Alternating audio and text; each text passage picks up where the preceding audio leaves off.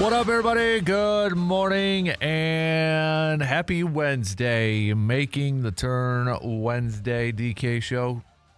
Coming to you from the TDS Sports Talk Studios this morning. A big thanks for making us a part of your morning here, whether you are listening on those radio dials of 105.1 FM, 790 AM. Also available to stream online. Hit us up at sportstalk1051.com. You've got your Alexa devices. Just say, yo, Alexa, play WAYY. Also, app, and, of course, the YouTube video stream rocking and rolling here this morning. Multiple different ways for you to be joining in here. Also got that Shoe Doctors bullpen line up and rolling for you to hit me up with some quick texts. 715-830-1912. You can always join in on the YouTube video chats as well if you'd rather do that. Let's get that thing popping and rolling here this morning. What do we got on the game plan for us for the next few hours here? Bucks with a nice win last night, taking down the New York Knicks. Maybe exercising a little bit of some of the demons from last year. Remember last year, this Bucks team couldn't buy a win against the Knicks, couldn't buy a win against the Cavs. Well, on Sunday, they fall to the Cavs, but Bucks bouncing back nicely and picking up that victory against the New York Knickerbockers, 121-111. And Giannis, I mean, what else do you say about the man? Continuing his hot start to begin this season. 37 points to lead the Bucks in scoring, to lead all scorers in this game. Brunson had 36. But Giannis, 37 points, 8 rebounds, 7 assists, just a couple away from each category there for a triple-double for the Greek Freak. He got some help from Ryan Rollins getting another start. 25 points for Ryan Rollins. You look at Ryan, we're going to talk a little bit about Ryan Rollins today because as soon as Rollins, extended his, he got 29 minutes of play against the Wizards because Kevin Porter Jr. got hurt. But, ever since entering the starting lineup, the guy has been in double-figure scoring, 13, 14, and then 25 points from him last night. Also getting 11 points from Gary Trent Jr., but that was it for the Bucks in double-figure scoring last night. And another quiet night for Miles Turner. Just 5 points for Miles Turner. And when you look at his starts this season, probably not going the way that he had hoped. Maybe the Bucks have hoped. Maybe Bucks fans have hoped. In 4 games, has just eclipsed double-figure scoring in 2 of those games, 11 and 13 so far in 4 games, averaging just 8.3 points per game, 6.8 rebounds per game, and he's only shooting 31.6% from the field. So, but Giannis, not only is he just racking up the points, but he's doing it really efficiently too, because 36.3 points per game, shooting 69.5% from the field. Giannis became the first player in league history with at least 30 points on 60% shooting or better in each of his first 4 games of the season. So you're talking about a guy who is really shooting the ball well from the field. Free throw percentage, 64.3, so still not the greatest. But, hey, his three-point percentage is 57.1. Got that going for us, which is nice. That's only on a couple of attempts, though, too. So, but nonetheless, Giannis is off to an amazing, absolutely fantastic start. Second in scoring, first in rebounds, tied for 14th in assists, and 11th in field goal percentage. I kind of thought that maybe his assist numbers, and I know it's only 4 games into the season for crying out loud, so I don't want to overreact too much, but I kind of thought with him being more of a primary ball handler or getting the rock a little bit more, would those assist numbers kind of tick up a little bit, and so far they have. But Giannis, dude is just absolutely just dominating right now. So, Bucks improved to 3-1 on the season. Off night for them tonight before they're going to be back at it, taking on the Warriors tomorrow night in Milwaukee. So we'll talk some hoops, talk some Bucks, recapping last night's victory. Like I said, I do want to talk a little bit about Ryan Rollins. We'll throw a little Miles Turner into this, and obviously the start that Giannis is having. I mean, I think the guard play right now for the Bucks, and it's something we talked about last week before the season opened up. One of the bigger question marks is the production that you were going to get from the guard play, and I think that's been one of the most pleasant surprises so far this year. And the Bucks are 3-1 without Miles Turner, really being that second option at this point in time. So we'll hit that up. Going to talk some green and gold. Packers going to be returning to practice later on today. First practice of the week in preparation for their game against the Carolina Panthers coming up this Sunday at Lambeau Field. Now that we are halfway through the week and we're getting set for this game against the Panthers and such, I got to ask you, Packers fans, where's your vibe at? A little vibe check on in terms of where you at in terms of any concern, whether this potentially could be a little bit of a letdown game, a trap game. I know it's kind of thrown out there the first couple days of this week, at the beginning part of this week. You're coming off of an emotional win, big win against the Steelers. You've got Monday night next week against the Eagles at home. A lot of times that would be a recipe for maybe a little bit of a trap game, a little bit of a down game. Is there any concern from you, Packers fans, about that? I've thought about it. I think a big boost for Green Bay is that they're going to be at home. Now, if this was on the road, I'd probably be a little bit more nervous about that possibility. But the fact that it's at Lambeau, that's kind of eliminating it for me for a little bit. But I want to get a vibe check from you Packers fans, where you're at on that. Not only be talking maybe a little bit about that, team returning to practice and such, but I want to talk about a Packers player who I think is having kind of an under-the-radar, very, very, very solid season. And that's Quay Walker. I want to talk a little bit about Quay Walker this morning and just how much he has maybe meant to the defense this year, how well he has played and such. And I'll be honest, he's kind of exceeded my expectations a little bit. I feel like Quay Walker for the last couple of years, we've been kind of waiting on, all right, from a consistency level, where's he going to be at? Is he going to be able to put it all together? Is he a guy that's maybe better suited to play a weak side, strong side linebacker, not necessarily the Mike linebacker?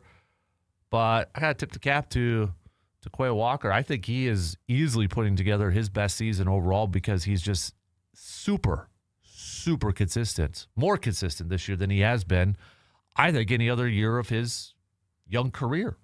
So I want to talk a little bit about Quay Walker this morning and just the play that he has been having. But as we approach this halfway mark of the season, is Quay maybe the nice, pleasant surprise? And I know it may sound weird. He's a first-round pick. He's a starter and such. But in terms of just maybe putting it all together and from a consistency standpoint, is Quay one of those players for you that has been, a nice surprise for you this season? Who else would you put in that category that maybe like, okay, yeah, they're playing better than maybe what I thought they were going to? Or that guy's kind of coming out of left field. I don't want to look at the negative ones, because I think we've talked about that quite a bit. But who's that player that you think maybe is flying under the radar a little bit for Green Bay that has really, really, really performed well so far this season, that maybe isn't getting enough of the attention that we should probably give them? So we'll do that. It is a Wednesday, so it's I'm not saying, but I'm just saying. Okay, that's a Monday. I'm sorry, I'm getting my days mixed up. It's Am I Wrong Wednesday. Am I wrong? So give me your am I wrong statements, opinions, sports related, that you would have a friendly conversation, banter. Sitting in the man cave or sitting at the bar stool with your buddies at the sports bar or such, or you're texting back and forth with your sports friends, and you're like, you know what? I believe this. Tell me I'm wrong. Tell me I'm wrong. So let's do our am I wrong? Am I wrong? What's that sports opinion? What's that sports take that you would have a friendly argument with, that you would back up? Okay. Best ones I will read on the air. So text those or comment on the YouTube video stream with that. So, and then it is a Chalk Talk Wednesday. So I do have a smaller marker board. We're going to hit that up in probably the top of the 8 o'clock hour. So I got my smaller marker board. It's going to be so much easier to handle and such. But we're going to go over a play, kind of go through it, little Chalk Talk Wednesday, deep dive into a certain play. Yes, it is a play from Sunday night between the Packers and the Steelers. So got that coming at you as well. Plus, I'm going to do my updated power rankings in the NFL, the top 32. I'm not going to ask you to give me your top 32, but I will ask you to give me maybe your top 5. Top 5, top 10, however you want to do it. However many you want to do it. Okay? Or if you want to get a little creative, give me your top 5 and then your bottom 5. Whatever you want to do.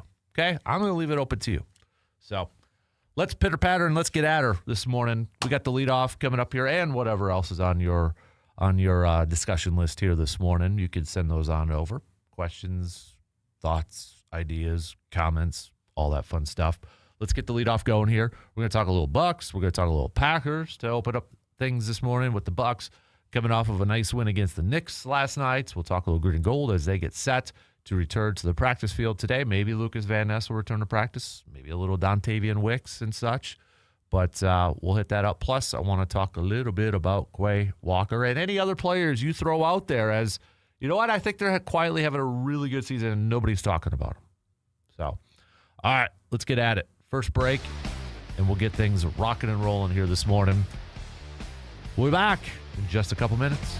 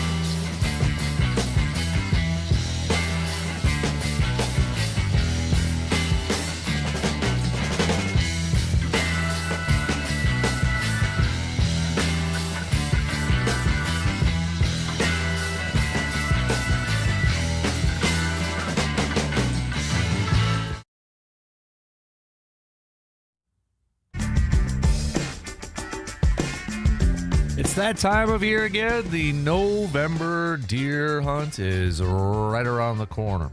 And before you head out to the woods, make sure you're ready with a stop at Tilden Gun. Whether you're looking for a new rifle, maybe some ammo, maybe a new scope, whatever the case may be, Tilden Gun has the best selection around at the best prices. Seriously, if you're hunting for deals, this is where the trail ends. Sean, Hunter, they know their stuff over there too. They're hunters. They're outdoorsmen. They'll help you find exactly what you need to make this deer season one to remember. And don't forget, look at the calendar. The holidays are coming up. So if you got that hunter, you got that outdoorsman in your life, and you're trying to shop for them a little bit, well, nothing would make them more happier. You would knock it out of the park with your gift if you got them something from Tilden Gun, even like a gift card or something. So before you head to the woods or maybe do some holiday shopping, head to Tilden Gun. Great gear, great prices, great people.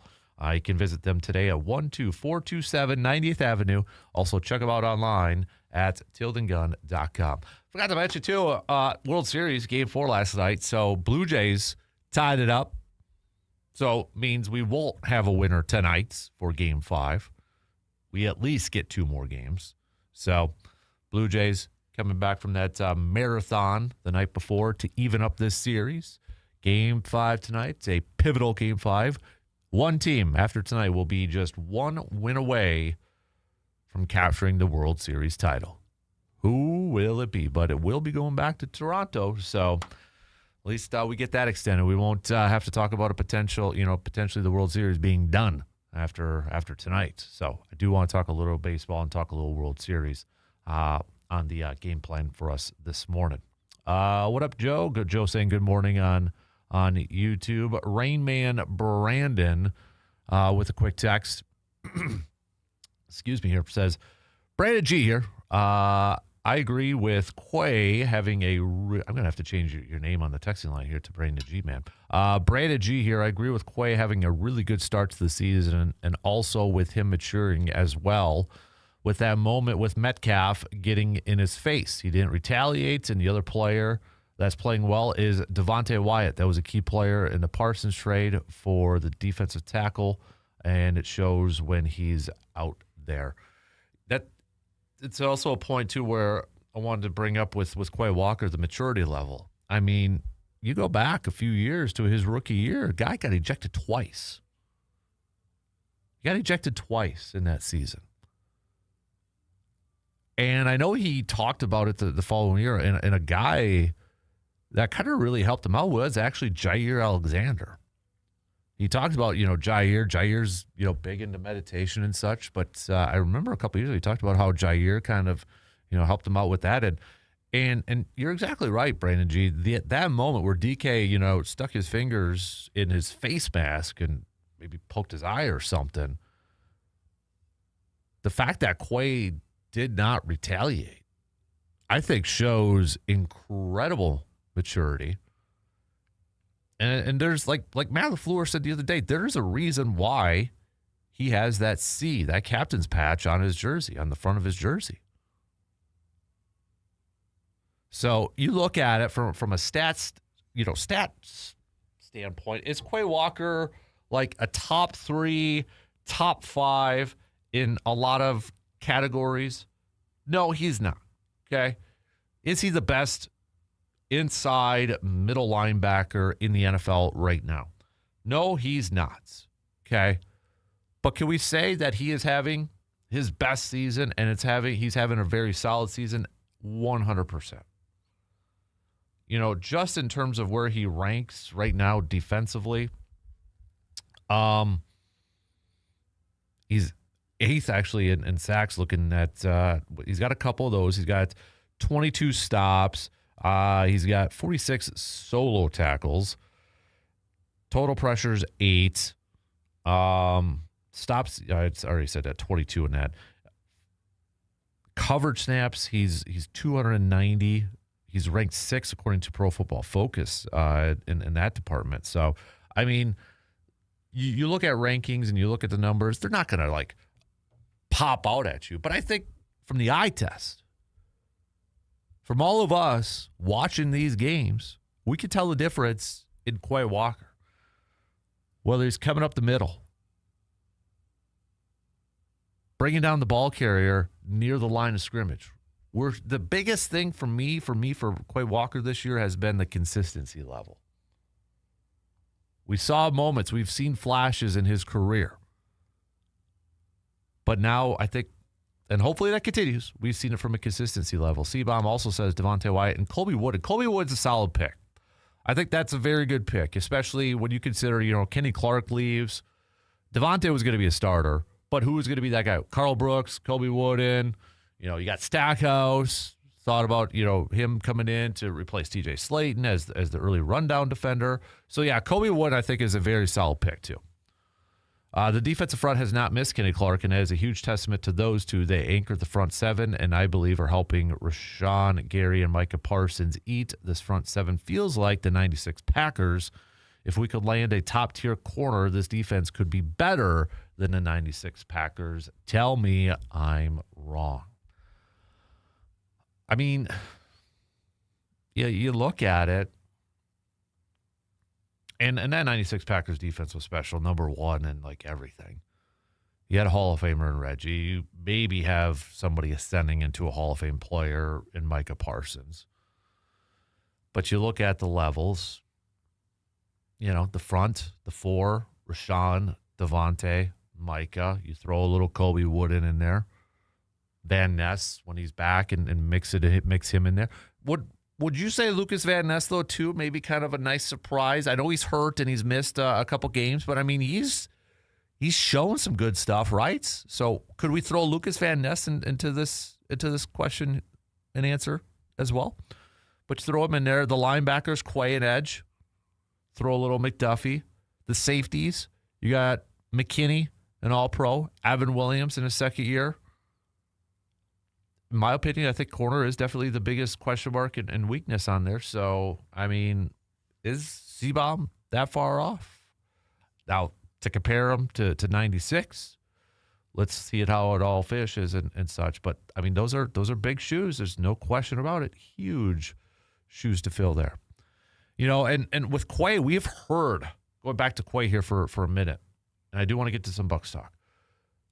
But going back to Quay here, we've heard Goody constantly say, we want to lock him up. We want to get this deal done. We want to, the fifth year option. They didn't want to do that because the price tag was going to be very high, and they thought it would be cheaper by locking him up to an extension. And I know, was it last year? You had a lot of Packers fans kind of talk about saying, no. We don't want Quay Walker for a long-term extension. I want Quay Walker for a long-term extension, and I think that he has been off to a really good start this season. But you look at priorities now coming into getting way ahead of ourselves, but priorities for next year with the free agency class. You got Quay. You've got Romeo. Sean Ryan's a restricted free agent. The way Devontae Wyatt's played, do you want to lock him up? Tucker Kraft's going to need a new contract. There's going to be some insanely difficult decisions here for this Packers front office. They're not going to be able to keep everybody. So I'm again, don't want to get too far ahead, but I'm really curious to see how or who the Packers prioritize when it comes to free agents and contracts and such. Be something definitely interesting to follow. So, we got Mark saying, tell me I'm wrong. The Toronto Blue Jays are one mentally tough bunch of baseball players, starting with Vlad Jr. coming back to win last night after the night before coming back to win Seattle series, and during the season leaving the likes of the Yankees in the dust. I can't tell you you're wrong. This Blue Jays team, now kind of go back to that Seattle series, dropping your first two games in Toronto. Okay, you open up the series in Toronto and you drop your first two games. Then you got to go to Seattle and to win that series in 7 games. Now, going up against the Dodgers, and after that marathon game, and not only you got to play the next day, you're playing the next day in Los Angeles, and you're going up against Ohtani, and everybody's talking about Ohtani.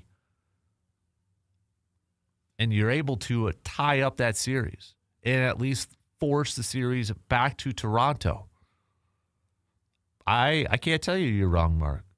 They are one mentally tough, insanely tough group of players. And I think they know, too, that everybody feels like it's the Dodgers series to lose. But, yeah, I like that team. Not, outside of obviously the Dalton connection, I like that team. I really do. And you're right, too. Coming out of the AL East with the Yankees, a lot of people thought maybe the Red Sox, this would be their year to go to the World Series. You always got to play with Tampa in there, too. That surpasses expectations. Last couple of years, I think a lot of people thought it was going to be Toronto that would take that leap, and were just like kind of waiting for it to happen. They finally happened this year. Zach on the video stream says, good morning, Dan. How about them Bucks? Giannis was on one last night. Overall, nice team win. Let's talk some Bucks. All right, first off, we got to take a quick break, but I do want to talk some Bucks here this morning after that win against the Knicks. What did Giannis have to say about the win last night, too? We'll tell you coming up after this quick break.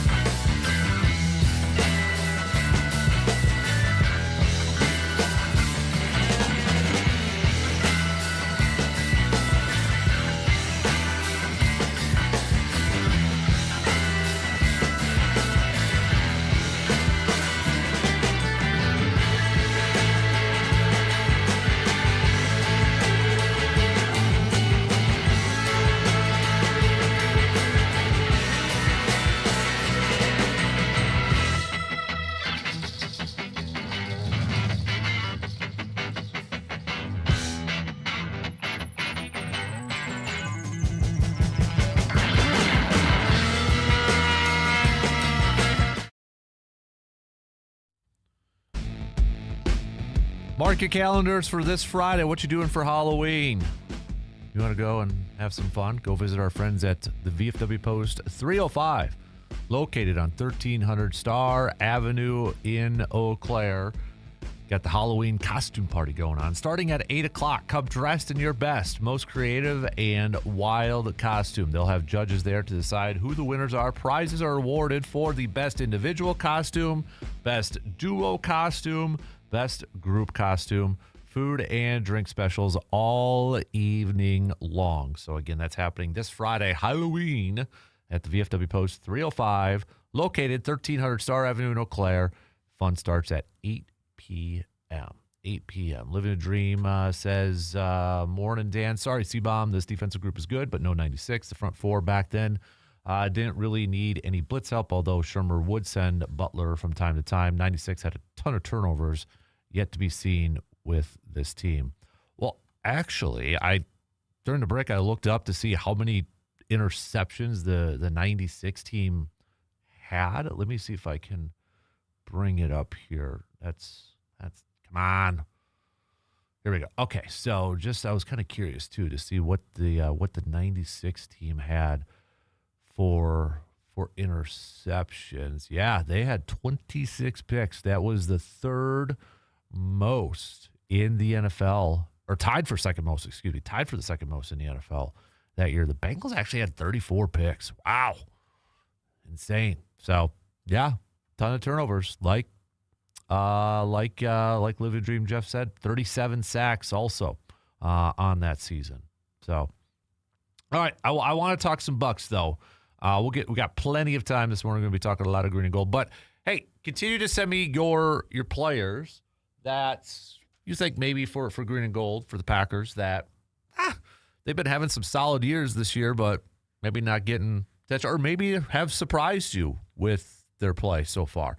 Doesn't have to be defense. It could be offense. Could be, okay, I was going to say special teams, but maybe not. So, but the Bucks last night, solid win. Nice win against the New York Knicks, 121-111. Giannis leading the way, 37 points. Not quite a double-double. He had 8 rebounds and 7 assists in the game. And how about Ryan Rollins, too? I mean, the guy who's he was the name that a lot of Bucks people were talking about, or a lot of NBA people too, and Bucks people were talking about it. This might be a guy, even though he's not maybe in the starting lineup, he's going to get an increase in playing time, and he's going to be a guy that, kind of keep an eye on. Well, with the Kevin Porter Jr. injury, he's been getting in that starting lineup, and dude's been taking advantage of it. And when you look at what he did last night, 25 points, 4 steals, also 4 assists, second leading scorer for the Bucks. So he has been we talk about nice surprises for the Packers so far this year. I think easily the first week of this NBA season for the Bucks has been Ryan Rollins, but also you could throw in the guard play overall, because that was definitely one of the biggest question marks. I at least thought it was easily one of the biggest question marks, because it sure seemed like the Bucks were going to be asking some guards to, hey, can you get back to playing like what you were doing maybe a couple of years ago? So, but Giannis after the game. So if you were listening, maybe watching, there was a sequence in the third quarter. He had that big block on Bridges. And then on the other end, dunk. One of his, many dunks that Giannis has. But the Knicks called timeout. Giannis then kind of gestured towards the crowd to rise to his feet. It was like, get up. And as he walked to the bench, he appeared to yell, "This is my city." Followed by something else. But he said after the game, he added, "I love when it's tough. I thrive when it's tough. When you make it tough, I thrive." Now, there's some conspiracy theories out there saying the video does not appear to corroborate that. But Giannis said, yeah, for sure. There was a lot of extra to this game. They swept us last year, swept us. They were way better than us last year, and we didn't make it tough for them. It was very easy, in my opinion. And as the leader of this team, I remember I don't forget things, and I try to, from early at shoot-around, set the tone for the team and try to remind them last year they swept us, same as the Cavs. So I think the team responded in the best way, so I'm happy. So there's some people also saying, trying to read a little lips, and I've seen it online when Giannis said that too, that some people speculated that he said, I ain't leaving you, or I'm not leaving. Maybe that's what he said to the crowd too, but it's, I don't know. There was one thing where he said, I saw this on Facebook. This is my city. I ain't blanking leaving you. That was one thought out there that people thought he had said too. I ain't leaving you. Emotions are running high. Okay. I know fans are probably going to love to hear that. And that's, if that is what Giannis said in the game, awesome, great. I love hearing that too. Emotions run high. We know Giannis is a very, very, very emotional player. So I don't know if I'd take that 100% to the bank, but if that is what he said, and the fact that he kind of downplayed it too, maybe that kind of goes hand in hand with, hey, I want to keep the pressure on the front office. I want to keep the pressure on the team that they don't get complacent in that. But during a game like that, I tend to, if that's what he said, I'm going to take it with a little bit of a grain of salt, because stuff gets pretty emotional during a game and after big plays like that. But you think about this team too, this Bucks team. Okay, 3-1 in their first 4 games, and they're really doing it with no Miles Turner. I mean, or at least I shouldn't say no Miles Turner. That's kind of mean, but really not getting a ton of production from Miles Turner. Miles Turner so far this season is just averaging 8.3 points per game, 6.8 rebounds, 3 assists, and he's shooting a little over 31% from the field. Just 5 points last night against the Knicks. 13 points against the Cleveland Cavs. That was his season high. And he had 4 points against Toronto and 11 in his debut with the Wizards.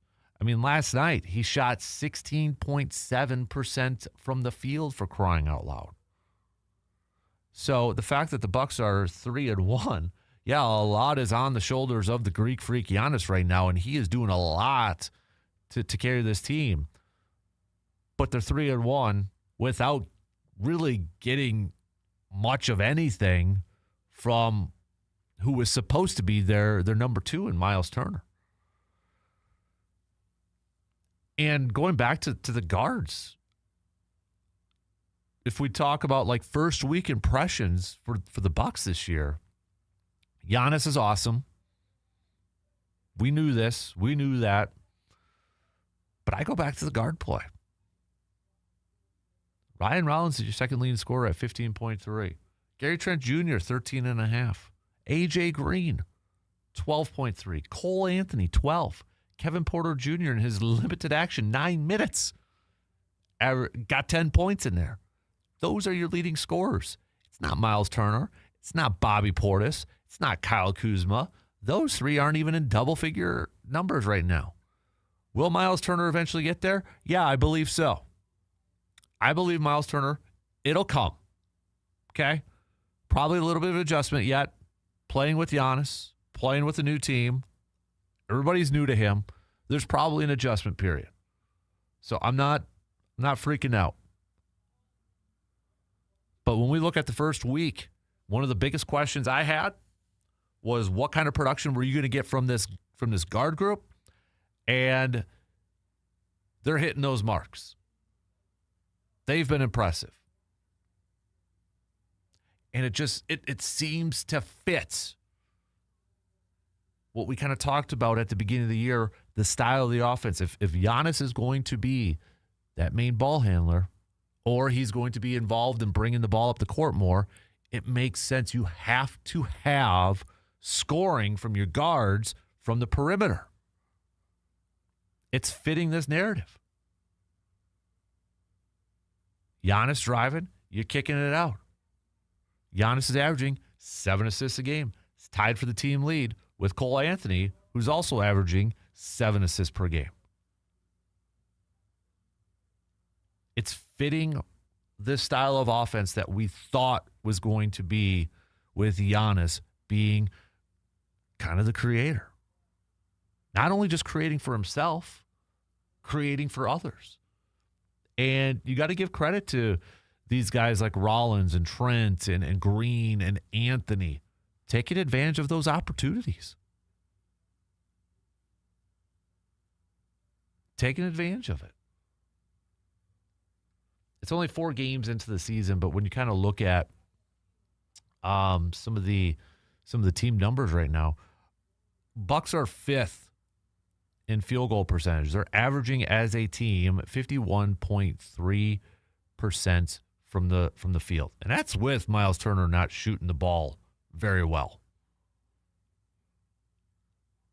Bucks are averaging 38.5% from 3 so far. The leaders are Philadelphia at 42.5. In terms of attempts, Bucks 39 a game. Phoenix Suns are actually averaging 46.5 attempts per game. But, those numbers that may actually even go up a little bit more from the Bucks, to be honest with you. So, I mean, they're playing incredibly efficient. And that field goal percentage, again, a lot of that is because of the start that Giannis is on this season. He is the first player in league history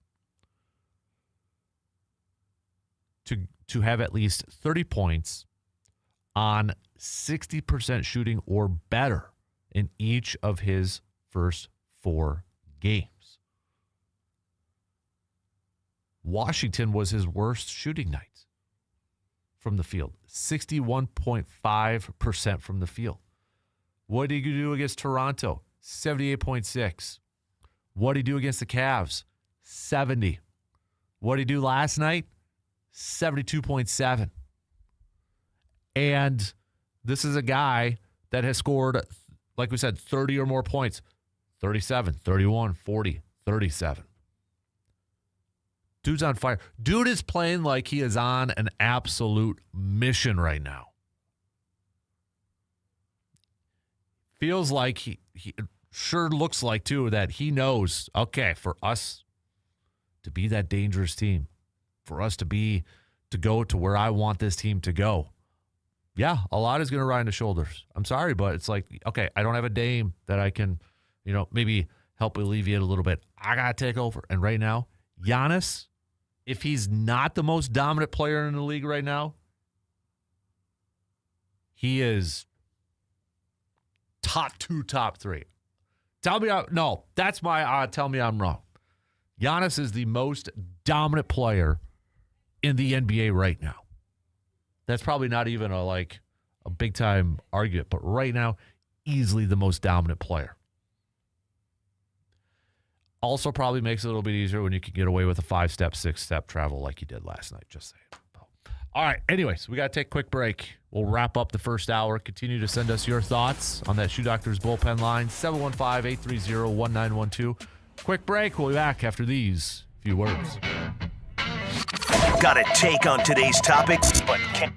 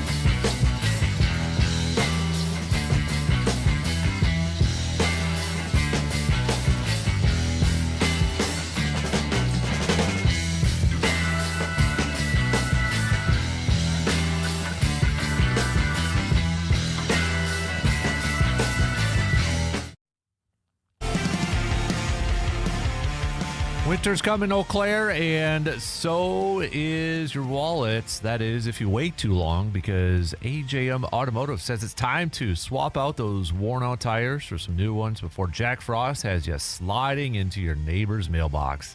And hey, don't forget, get that snowblower ready. Bring it in for a tune-up so it doesn't quit on you faster than maybe trying to shovel your driveway one time this year. So, AJM Automotive. Tires, tune-ups, little peace of mind for the first snow hits, because we know snow waits for nobody here in Wisconsin. Or if you need some brakes to really make you help feel comfortable driving this winter season, or engine work done, AJM Automotive, they could do that as well. And keep this number, because with the slippery driving season nearly upon us, don't want to think about it, but sometimes it does happen. If you do get in that ditch and you need a tow, AJM Automotive, well, they do towing services as well. So here's the number. Put it in your cell phone to keep it on hand. 715-835-9523. Again, 715-835-9523. That's AJM Automotive, located at 1919 Brackett Avenue in Eau Claire. Continue to send me your Am I Wrong? Sports takes, sports opinions, sports thoughts. Am I wrong? Text those on over to me at 715-830-1912, or you can hit us up in the YouTube chats with that. Coming up a little bit later on, we will do a little Chalk Talk Wednesday, so got the marker board all set to go. If you want to see that, that'll be in the probably in the 8 o'clock hour. You may want to watch the video stream on YouTube if you want to see what Chalk Talk Wednesday is all about this morning. So we'll get to that coming up a little bit later on. Continue to send me your Packer picks, too, for the player that is maybe flying a little bit under the radar this year, that you've been, maybe they've exceeded your expectations as we approach this halfway mark in a season. Maybe they've surprised you with their play in a positive light. Like I think Quay Walker is having a really, really solid season that maybe is flying a little bit under the radar. We had a few Devontae Wyatt picks. That's another good one, too. But how would you assess Quay Walker's season so far? Let me know. Okay. We will finish up this hour with Morgs. Good morning, Morgan. I say, am I wrong? Too much of a good thing is too much. No matter how much you like a sport, there's such a thing as too long of a game. So you're for baseball, or is this where you're going? 18 innings, but I actually have a list of the longest games played in different sports. Okay. So now, do you agree or not agree? Because I think no matter how big of a fan you are, there is such a thing as, okay, come on, let's wrap it up, guys. For just like a season, or just a game, or both? Both. Both? I think for season, yeah. I mean, that's like for football for me. I'm done after the NFL. I need a break. See, you are, and it's funny because I've heard people say the opposite, that they would like the football season to run longer, but why is the NBA so long? Yeah. So it depends on, I think, or hockey. Mm-hmm. I mean, I swear hockey gets like 72 hours off, and they're back in practice again. Yeah, so that game-wise, yeah, I mean, I think game-wise it depends on how the game's going, though, too. You know, if it's a really slow or action-packed game. Yeah, that sort of thing.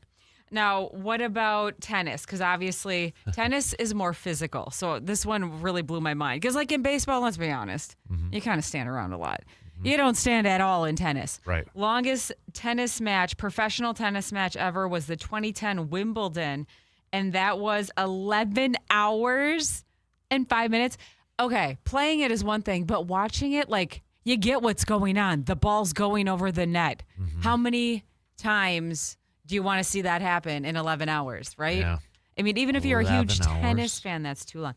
And I say this, and I know this isn't the most popular opinion, but, like, I'm a fan of the pitch clock. I love the pitch clock. Yeah. I think we should bring it down to the high school level, and that should be a thing. I'm fine with that, because the reality is, as much as you might be passionate about a sport, life doesn't usually cater to the luxury of sitting in the stands and the bleachers for the entire day. You just don't have the opportunity or the luxury to do that. You got other stuff going on. What about football game? You got any guesses there? Longest NFL game. Longest NFL game. It was an AFC divisional playoff game. I'll give you that. Okay, so just like the time-wise, like how long it was? Yeah. Let's go 4 hours? Okay. Something? Now, it was Miami Dolphins, Kansas City Chiefs, Okay. Christmas Day game, 1971, but for us, but in the record books, it was 82 minutes and 40 seconds across 2 overtimes. Oh, so game clock. Yeah. Okay. So it doesn't count for the commercials yeah, and breaks. the whole Okay. stretch. Got it. Okay. What about NHL, if you had to guess? Hockey game. I'll go 100 minutes. 176. Ooh. This was way back in the 30s, though. It was game 1 of the Stanley Cup, 1936 semifinals, Detroit Red Wings, Montreal Maroons. Because it's got to be playoff games because you can't end in ties with some of these. Right. So, yeah. Which, by the way, do you think the Jays are going to take it? Wouldn't that be something? I hope so. A lot of people would like to see it. If they can win tonight, they got it. Yeah? Yep. So you feeling good about it going in? That's your call? That's your official call? If they can win tonight. I don't know if I'm picking that yet. Okay. NBA game, last one here? Last one. Longest that one's NBA game ever. So 48's in a normal game. Let's go 82 minutes. It was 6 overtimes. NBA game was in 1951. Wow. 6 overtimes. And again, you're talking about a super physical game. W286CK Eau Claire. Sports Talk 105.1 and 790 AM. From the 715 Newsroom, it's your news done differently with Morgan McCarthy. Well, good morning. Here's what we're learning today. A midweek arrest update with the Chippewa County Sheriff's Office originally seeking information after an attempted burglary or theft at the Cenex Express Mart. This is on County Highway X in Lafayette. The most recent update from Sheriff Hakes shared that they did make an arrest in connection with that case. Landon Serraro was arrested and charged with attempted burglary, criminal damage, and a bond violation. And you can find that update online at 715newsroom.com. Well, we now know it was a firefighter who was injured in a mobile home fire that happened earlier this week. We started the week by talking about this. It was at a mobile home park, broke out in Illinois Mobile Home Park Sunday night. Now, at the time of the fire, nobody was home to put that out. No investigation into the cause continues.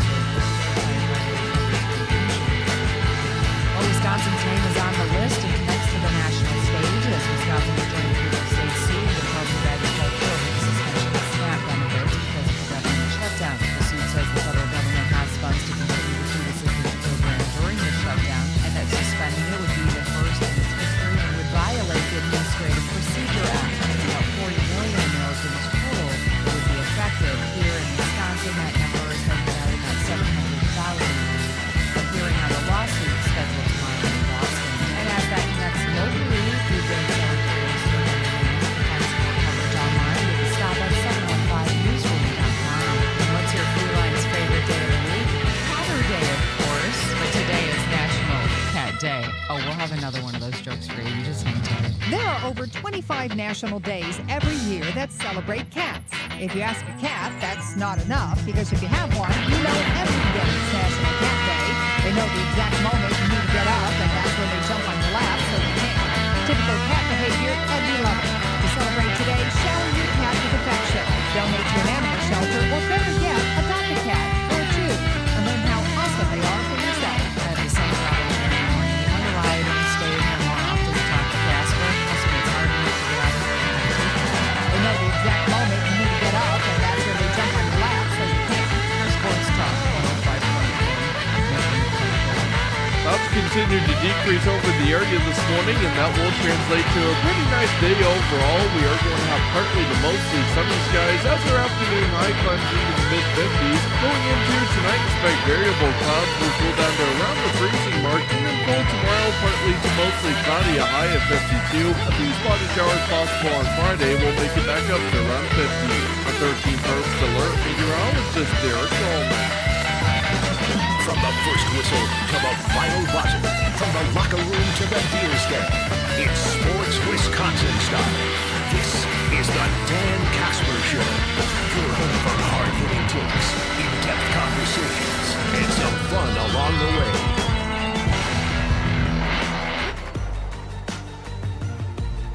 All right, here we go. Second hour. Kick it off right now on this Wednesday morning, the final final day of Wednesday as we inch closer and closer to Halloween. Hey, I'm going to start just as a little public service announcement, a little PSA here.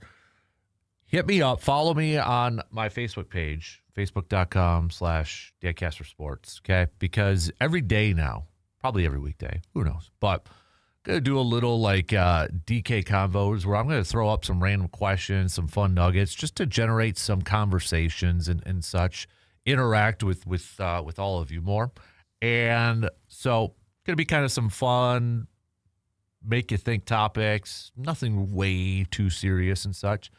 But with Halloween coming up, okay, I want to know, who do you think are, and this could be of all time, doesn't necessarily have to be current, but the scariest people in sports. Okay, like pretend that maybe you were lining up across the line of scrimmage against somebody and you're like, that dude would make me pee my pants. Or, just, it could be for different reasons, just because they were so dominant, they were so like, so good, like, yeah, I ain't Kevin, or they were just like really scary looking. You know what I mean? Like, I always thought like Jason Kendall, the catcher, one stop with the Brewers, the 08 Brewers. I love Jason Kendall, but I always got the impression like, okay, I don't know if I want to be in a back alley with Jason Kendall. He just has that look, right? I mean, that look on his face. It's like, I don't know. I don't know. So think about that for a little bit. I'm going to post it up on Facebook probably here in a little bit. But for a little, like, I want to give, I'll probably do it after the show. But start to think about it, okay? Start to think about it. Some of the scary, and I'll let you run with it however you want. Like okay, Jordan would be the scariest guy because the guy would just absolutely dominate me, and he could probably still dominate me at how in his 60s or however old he is right now. Or maybe it's like Dick Butkus or Ray Nitschke. So could be anything. Night Train Lane, for crying out loud, So past, present. I was going to say future, but that wouldn't really make sense. So think about that for a little bit.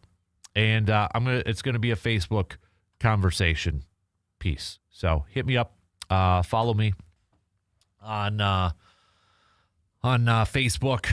Again, facebook.com/Dan Kasper with a K Sports. So first hour, we spent some time talking some Bucks. Hey, that Giannis could be a good pick for most scary sports person right now, athlete. I say person because maybe there's a coach you don't really want to mess with either. Hey, Dan Campbell, I don't know if I want to get on his bad side either. You know what I mean? So, but hey, Vince Lombardi could be a little bit too. I just don't want to get yelled at. But anyways, first hour we talked some Giannis, we talked some Bucks. Bucks picking up that nice win last night against the New York Knickerbockers, and have improved to 3-1. 3-1 on this season. Off night tonight for the Bucks. They'll be back at it. Another tough one going up against the Golden State Warriors in Milwaukee. So we'll get back to some more hoops talk. We've got Packers talk. Packers going to be returning to practice today in preparation for their game going up against the Carolina Panthers. So is there any, I want to do a vibe check with you Packers fans. Is there any sort of concern, has a thought crossed your mind about a letdown game this weekend? You're coming off of the Aaron Rodgers Pittsburgh win. You got the Eagles Monday Night Football the week after. Is there any sort of concern, thought about, yeah, I'm a little bit nervous about a letdown? I've seen some people talk about it. I know I've thrown it out there. It's crossed my mind. But I think what kind of saves it a little bit is it is at Lambeau. So I guess I'm putting a duty on everybody who's going to that game that's a Packers fan to make sure they don't allow them to have a letdown game in this. Don't allow it to happen. So if you're going to Lambeau, don't allow that to happen. Make sure the energy's up and such. So, but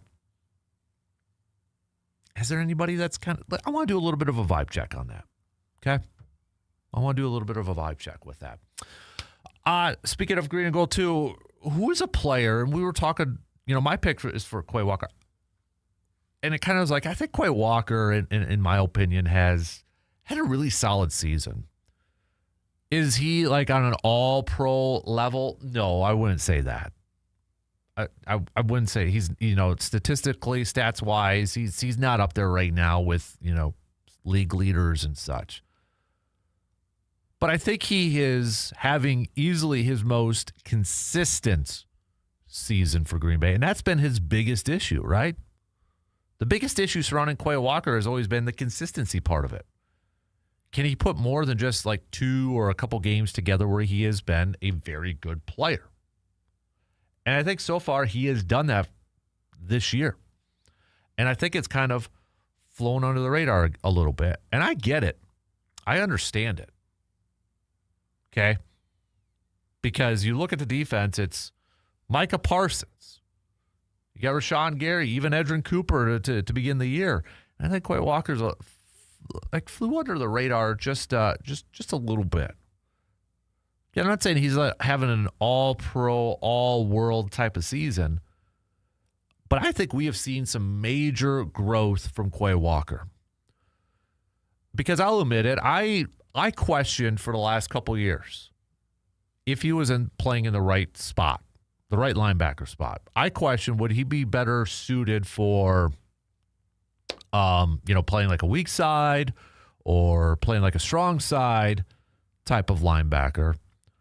And, I thought, okay, would he be better suited for that so he would stop thinking too much? Mike linebacker got the responsibility for calling the plays and that.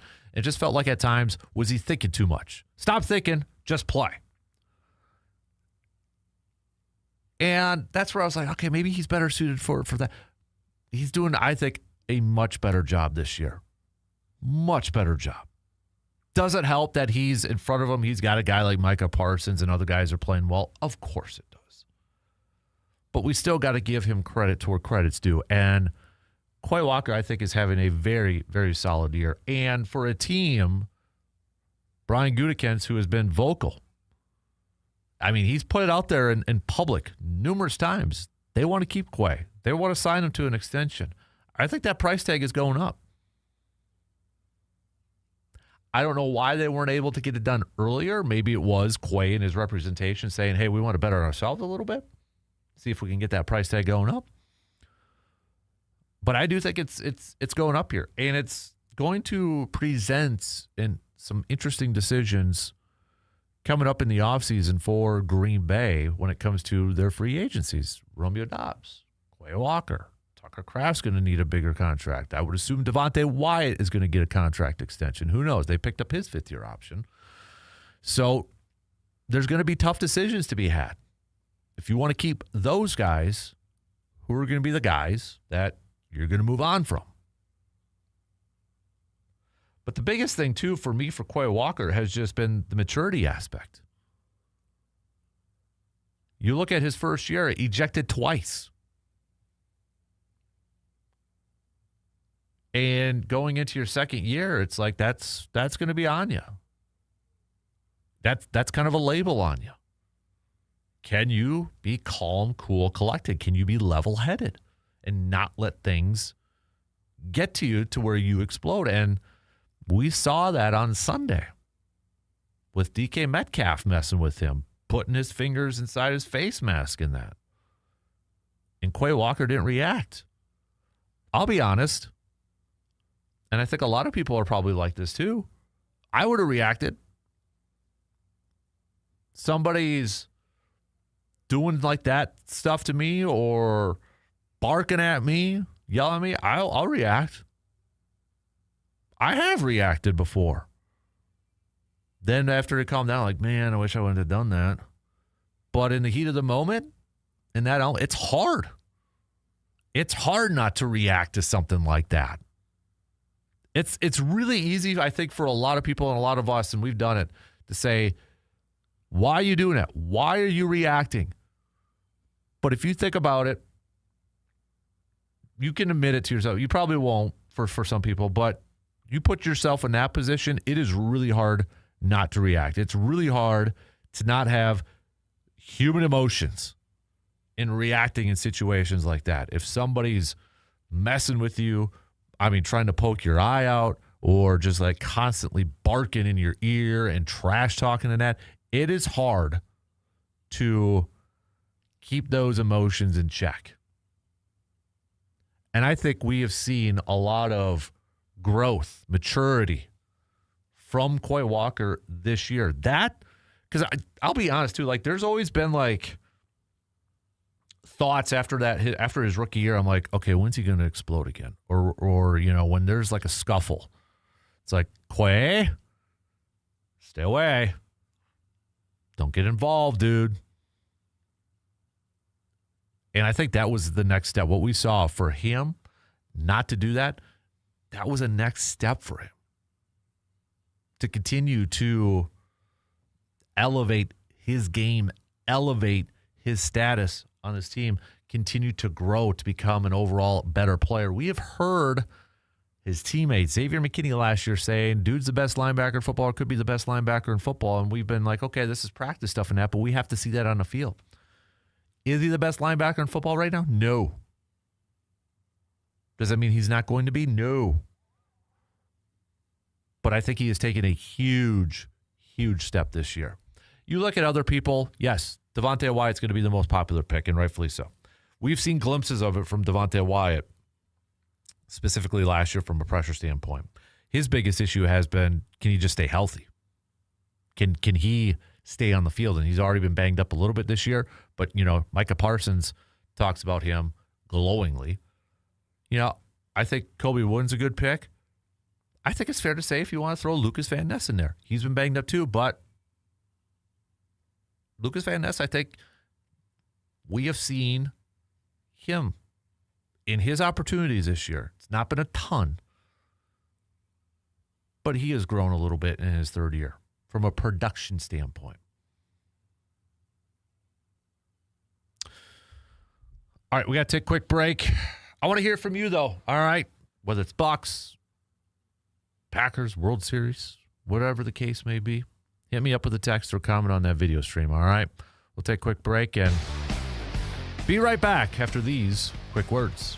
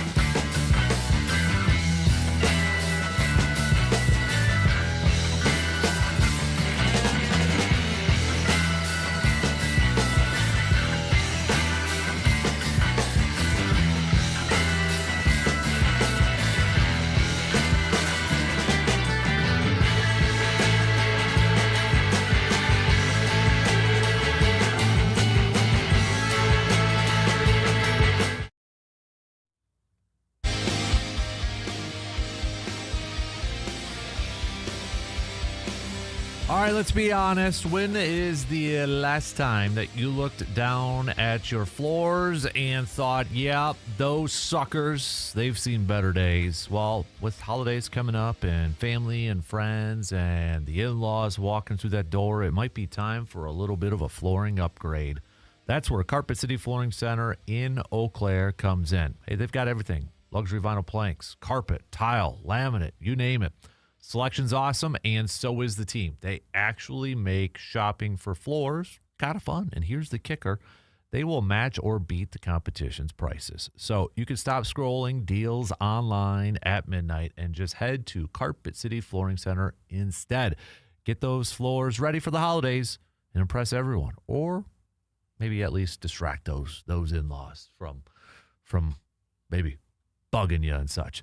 Carpet City Flooring Center in Eau Claire, where beautiful floors begin and maybe some holiday panic ends. So, all right. So we've got a few more picks here on our Shoe Doctors bullpen line for the Tex.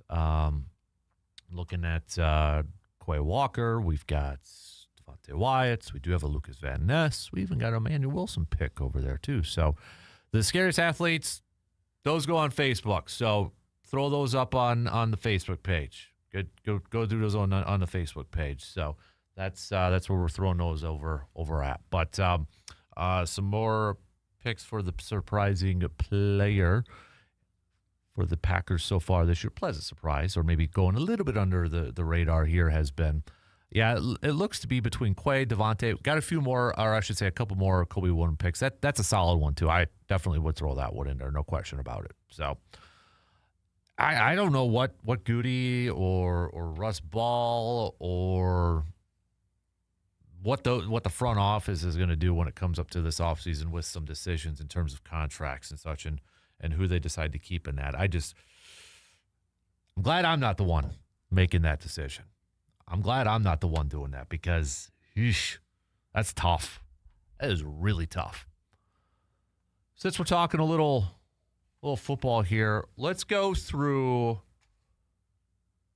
my power rankings, my top 32. So if you want to send me your top 5, top 10, or if you really want to impress everyone, you can do the top 32 if you'd like. But I'm just going to, or if you want to do top 5 and bottom 5, you can do that too. Okay. But give me who you think right now as we are approaching the halfway mark of the season. Who do you think right now is the best team in the National Football League? Who do you got? Okay. Who do you got? Here are mine. I'm going to start from the bottom, going all the way up. Cue the music here a little bit. We got a little NFL Films music to set the mood. Number 32 in my NFL power rankings as we head into week 9. The Tennessee Titans. Already firing their head coach. Getting blown out by the Colts. Things are not good in Tennessee. Not good. Edging out. I mean, it's a battle between these two teams. You could say who's the worst. It's the Titans or the Jets. Jets coming off their first win of the season, so they get a little bit of an advantage there. But for crying out loud, you got an owner, Woody Johnson. Ugh.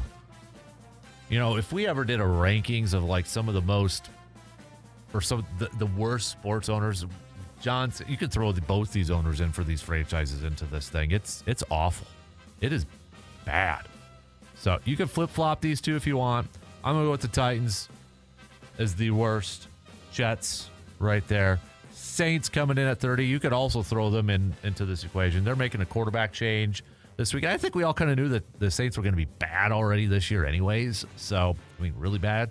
They got to get out of that salary cap conundrum that Mickey Loomis, their general manager, has constantly put them through. Kellen Moore was going into a situation where I hope at least he was told, hey, we're going to give you a little bit of a grace period because we know the roster stinks and we don't have a quarterback right now. So, but Saints coming in at number 30. The Dolphins are coming in at number 29. I think the clock's ticking on Mike McDaniels. I just don't see him back. He maybe even finishes off this year. We'll see. We'll see how it kind of continues to go here, but it's It's not great. It's not great. Number 28 is the Browns. I mean, I don't think there's really any surprises with these so far. I mean, from 28 to 32, you could probably mix and match these and go different routes here in orders. 27 is the Raiders. Maybe you could throw them in there too. The Raiders, I think there was heading into the season some optimism, some excitement. Maybe like, hey, Pete Carroll's coming in. We got a new GM. They make the trade to acquire Geno Smith. I think there was some optimism that, hey, we've got some building blocks here. We might be a halfway decent team this year, and I don't think it's been living up to those expectations so far for the Raiders. So they're at 27. Number 26, the Giants. It's almost like what version are you going to get? Jackson Dart's been awesome, but Malik Neighbors is out for the season. Cam's out for the season now with that gruesome ankle injury. So you just kind of feel bad. I mean, they should have beat Denver, for crying out loud. There should be things to be excited about with Jackson Dart, but now you got a couple of youngsters that are just done for the season. So it's kind of a mess with the Giants right now. Number 25, I've got the Arizona Cardinals sitting at 2-5. They've been dealing with some injuries, specifically to their quarterback situation, which Jacoby Brissett's playing in place of Kyler Murray. So they're in a really tough division with the Rams and the Seahawks and the 49ers. Cardinals, I got them at 25. Number 24, the Bengals, actually playing better now with Joe Flacco at quarterback instead of Jake Browning. And, they're right behind the Pittsburgh Steelers for the top spot in the AFC North. Could they catch them? Possibly. But right now, their defense stinks. They need some help over there. But I've got the Bengals at 24. 23, I'm going to go with the Dallas Cowboys. 3-4-1. Talk about defenses stinking. I don't care what Jerry Jones says when he says it's not as bad as it looks. They stink. They're awful again this year. And they made themselves worse by trading Micah Parsons. So Cowboys coming in number 23.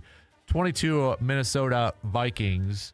Going to go back to J.J. McCarthy, but welcome back, J.J. McCarthy. You've got the Detroit Lions you get to play against.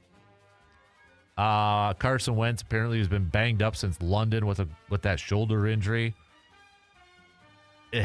I don't see it. I don't see it getting any better anytime soon, that is, for Minnesota, especially going up against Detroit coming up here. I got the Panthers at 21. Maybe could have them a little bit higher because they are sitting at 500. And, Bryce Young missed the game with Andy Dalton getting the start. We'll see if Bryce Young's going to be able to go this weekend against the Packers. But I will say this. Maybe I have them a little low at 21.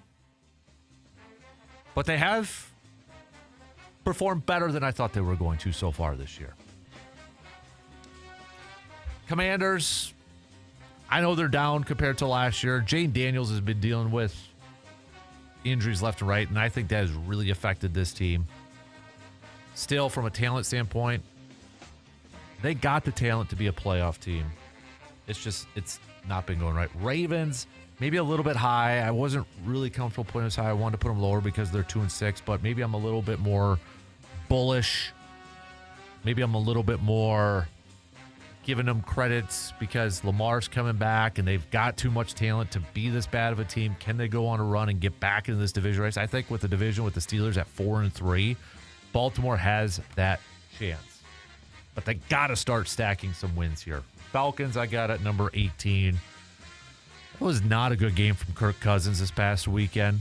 I mean, I think he had a shot to potentially get himself traded if he would have put together a really good game and playing for the injured Michael Penix Jr., but Falcons did not have a good game. Bears at 17. I think they dropped an opportunity this past weekend against the Ravens with no Lamar Jackson in that game. Snoop Huntley getting the start, Tyler Huntley. Bears had an opportunity to go 5-2, and they blew it. I think they blew that opportunity.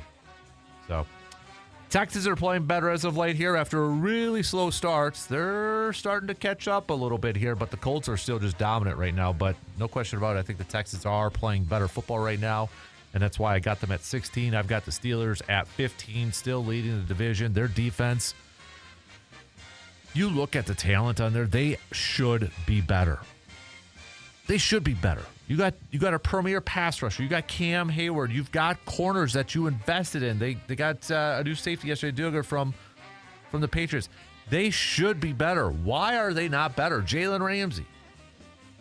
They should be better, and they're not. Is that coaching? I don't know. That is definitely one of the biggest disappointments with that team has been their defensive play. Still got them at 15, though. 14, I got the Jacksonville Jaguars. 13, the 49ers, dropping that game against the Houston Texans. Still 5-3. I think, considering all the injuries that they've gone through, whether it's been at the quarterback, whether it's been at linebacker with Warner and Nick Bosa, the fact that they're still 5-3, especially within that division, I think is a credit to the coaching staff and with Kyle Shanahan, Robert Saleh, and such. Especially when you look at missing probably your two best defensive players, and you're still 2 games above 500. That's a credit to that staff there. So 49ers, number 13. Number 12, I've got the Chargers. After a hot start to the season, fell off a little bit. They come back and dominate the Vikings last Thursday night. So, and they that division just got a whole lot tighter between them, Broncos, and the Chiefs. Seahawks, I got at number 11 right now. Speaking of the Broncos, we'll see how they play without Patrick Surtain here for a while now. Reigning Defensive Player of the Year. That's a big loss. Bo Nix, though, is playing better as of late. Broncos, number 10, but I'd be a little bit nervous right now. Patriots, maybe one of the bigger. Colts are easily the biggest surprise. Patriots got to be right there with it. 6-2. Mike Vrabel, he's going to be a Coach of the Year candidate. Same with Shane Steichen over with the Colts, but the Patriots, number 9. They're continuing to stack wins. Got the Tampa Bay Buccaneers at number 8, leading that NFC South. I think that's their division to lose at this point. Rams at number 7. This is where things are going to get this top 10. It's going to get tight here, but Rams maybe in the best division of football right now, maybe the most competitive division in football right now in that NFC West.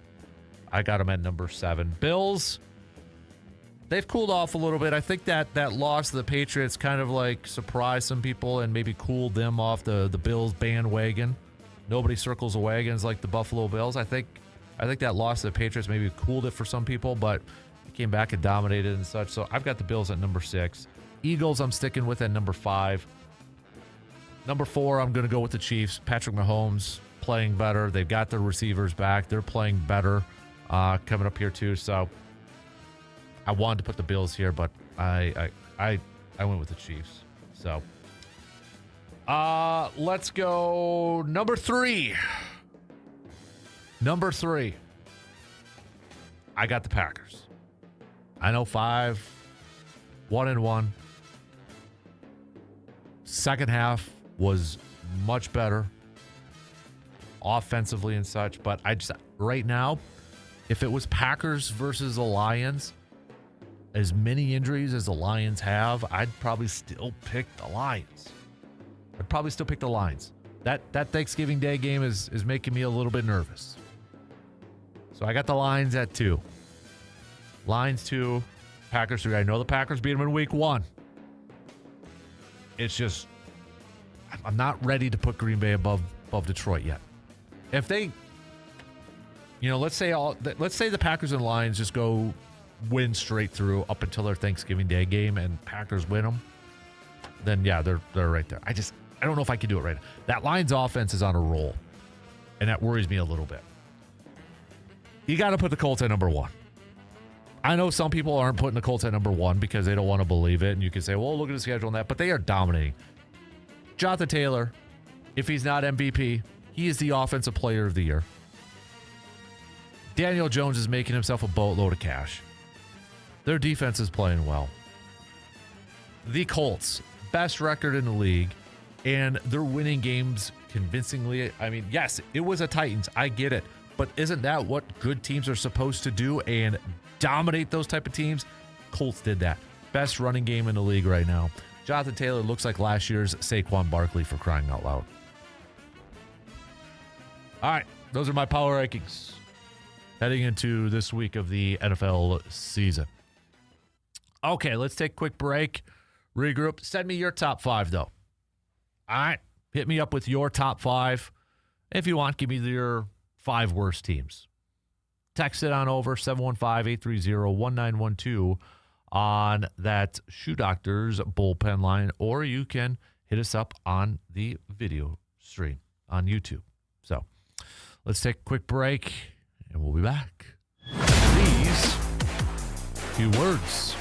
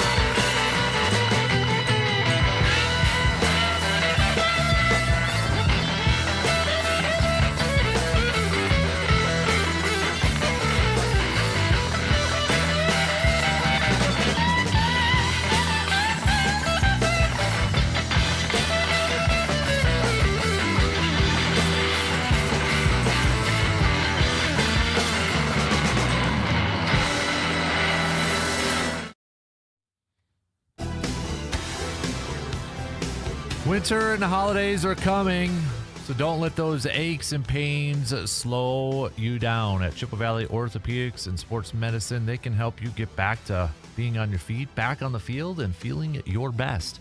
Whether it's a sports injury, joint pain, or something that's been nagging you all year long, their expert team can help make the pain go away before the snow flies. Don't wait. Make your appointment today by visiting cvosm.com. That's cvosm.com.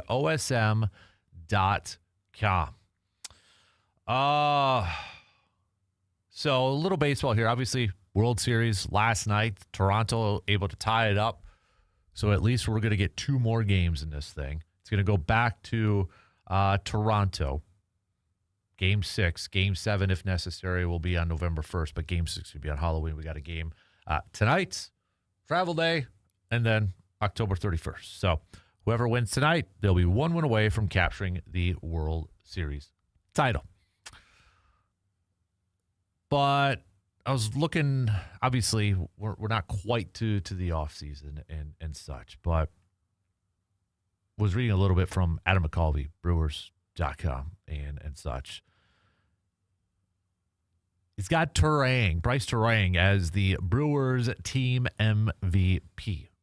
Would you, if you go back to this Brewer season, would you give Bryce Turang that team MVP award?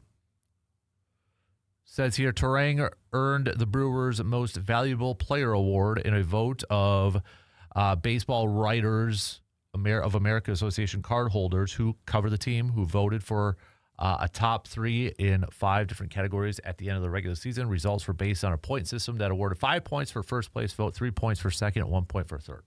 So Turang won Most Valuable Player. Adam McCalvey's pick was actually Christian Yelich. Most Valuable Pitcher, Freddie Peralta. Top newcomer, the winner was Quinn Priester. Unsung hero, Aaron Ashby. And then the good guy pick was Christian Yelich. MVP is tough. If we're doing it from an offensive standpoint and an everyday player and a position player, it's Turang. If we throw in pitchers, how much? To me, it's between Bryce Turang and Freddie Peralta. That's where it's between for me, between those two guys. But you can make an argument for both, and yeah, I get it. But boy, that's tough for me to go between Turang and Peralta as MVPs for the Brewers this year. I'm going to split it. I'm going to split my vote. I'm just going to cop out. Most Valuable Pitcher, yes, it's Freddie Peralta. No question about it. Top newcomer. So, boy, you could go with a couple of different routes here. Or a few. Quinn Priester, Andrew Vaughn, Collins, Caleb Durbin. I wish they would have done a Rookie of the Year one. I'm kind of curious how they would have gone about that. Now, I'm assuming newcomer isn't including guys that came up from the minor leagues, so like a Jacob Mizorowski, right? That's my assumption with this. But boy, Quinn Priester, I think it's between Priester and Caleb Durbin. But I get the Andrew Vaughn one. I understand that too. I mean, yeah, middle lineup, little power in there. Yeah. Unsung hero, I would not go with Aaron Ashby. I would actually go with McCalvey's pick of Abner Uribe. And I think Aaron Ashby, again, we're probably going to remember him more based off of his performances in the postseason this year, which might leave a sour taste in the mouth for a lot of people. Regular season, he was really good. He was solid.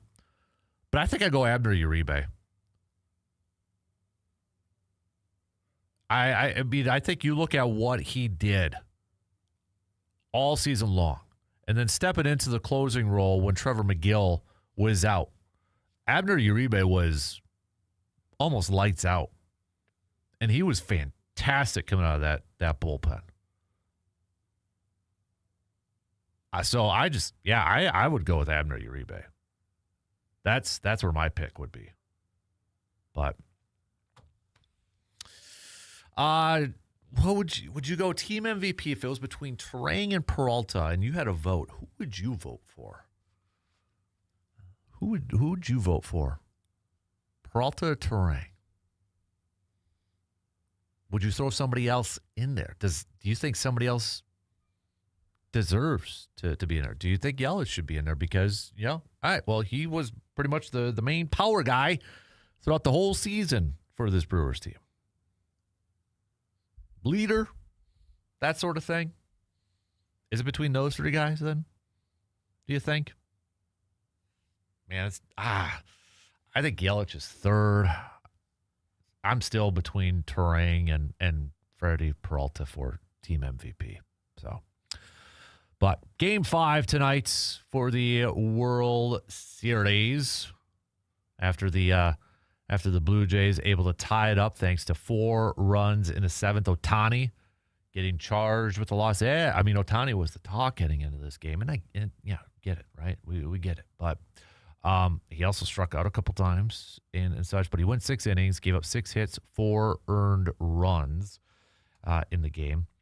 Dodgers did jump out to an early lead, 1-0 through 2, but Toronto came back, took the lead, scoring 2 runs in the top of the 3rd, and kind of put the nail in the coffin in the 7th inning by putting up those 4 runs in the 7th inning.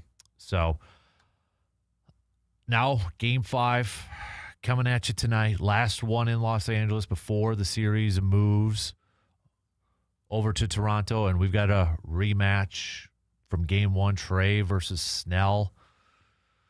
That's a fantastic pitching matchup between these two. I almost feel like which team is the advantage to this game is going to be the team that maybe is the least tired or least worn out. Both these teams are probably really looking forward to their travel day tomorrow just to get a little bit of a breather coming off that 18 innings the night before. So it might be the team that just has a little bit more energy, a little bit more left. That's a tough matchup. That's a tough one.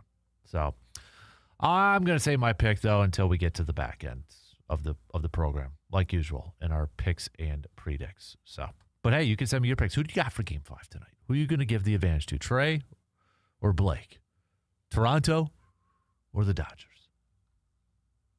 Who you got? All right, let's take a quick break. We'll wrap up the second hour. We'll do a little chalk talk coming up here as well. So, all right, quick break. Stick around. We'll be back in just a couple minutes.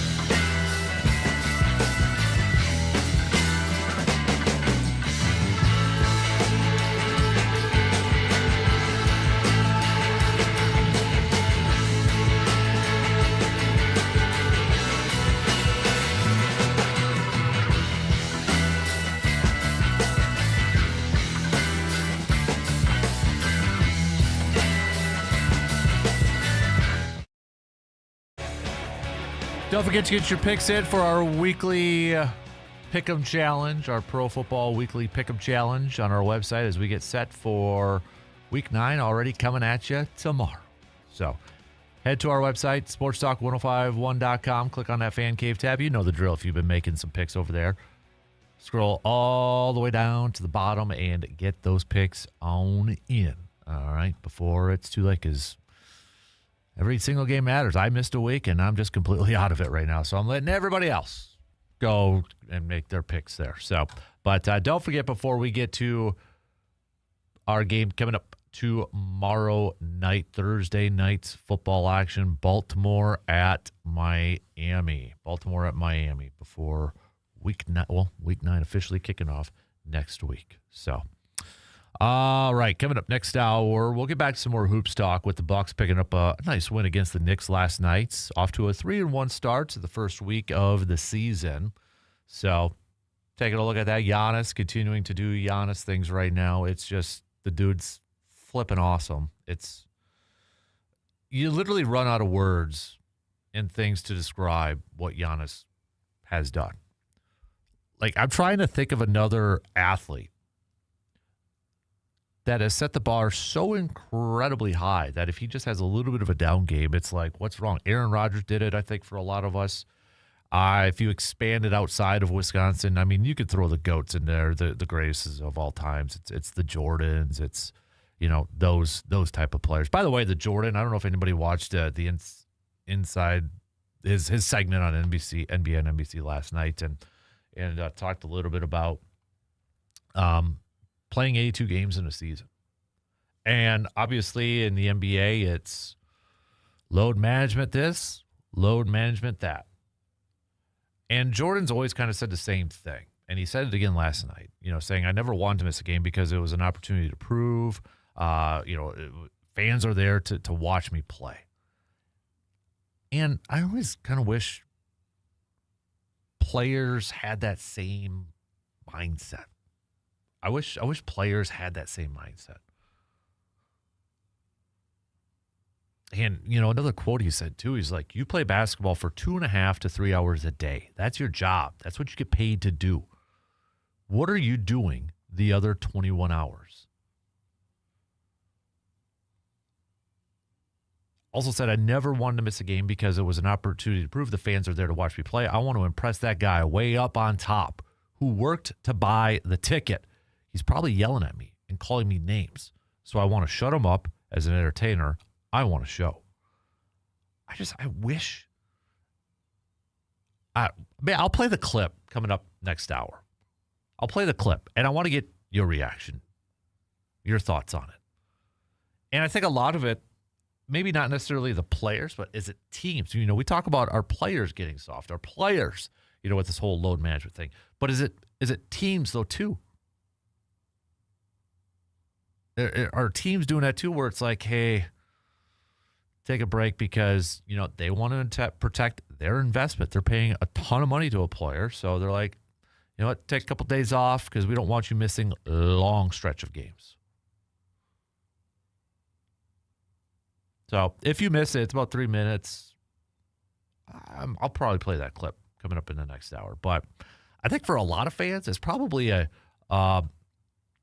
breath of fresh air, to be honest with you. To hear somebody say that. Obviously not a current player, but... all right, Surveyor Sam's got his top 5. Indy, Philly, Detroit, Chiefs, Packers, bottom 5, Cleveland, Vegas, Tennessee, New Orleans, and the New York Jerks. All right. Okay. I like it. If you want, you can text me your top 5 NFL teams, your own power rankings, and the bottom 5. Top 5, bottom 5. Hit me up with a text, or you can hit me up on that YouTube stream if you'd like. So, also, don't forget, it is a Tell Me I'm Wrong Wednesday, so tell me I'm wrong. Tell me I'm wrong. What's the sports take? What's the sports opinion? What's the sports thought that you have that you're willing to make a bold statement about? What is it? All right. I want to hear from you. 2 in. We're at the halfway mark.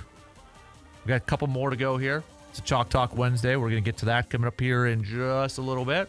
We got some news updates, and we'll be back here in just a couple short minutes.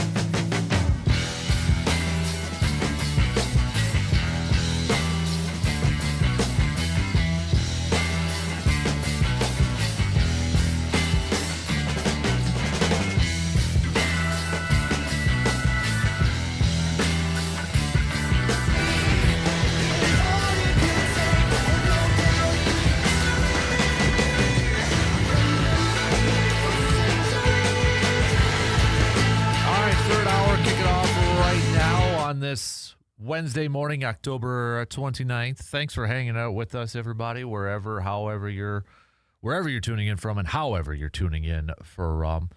It is a Tell Me I'm Wrong Wednesday. Give me your bold sports take, or a bold sports opinion, and say, hey, tell me I'm wrong that I say this, or I believe this, or I think this. Throw it out there. Best ones I'll throw up on the air, okay?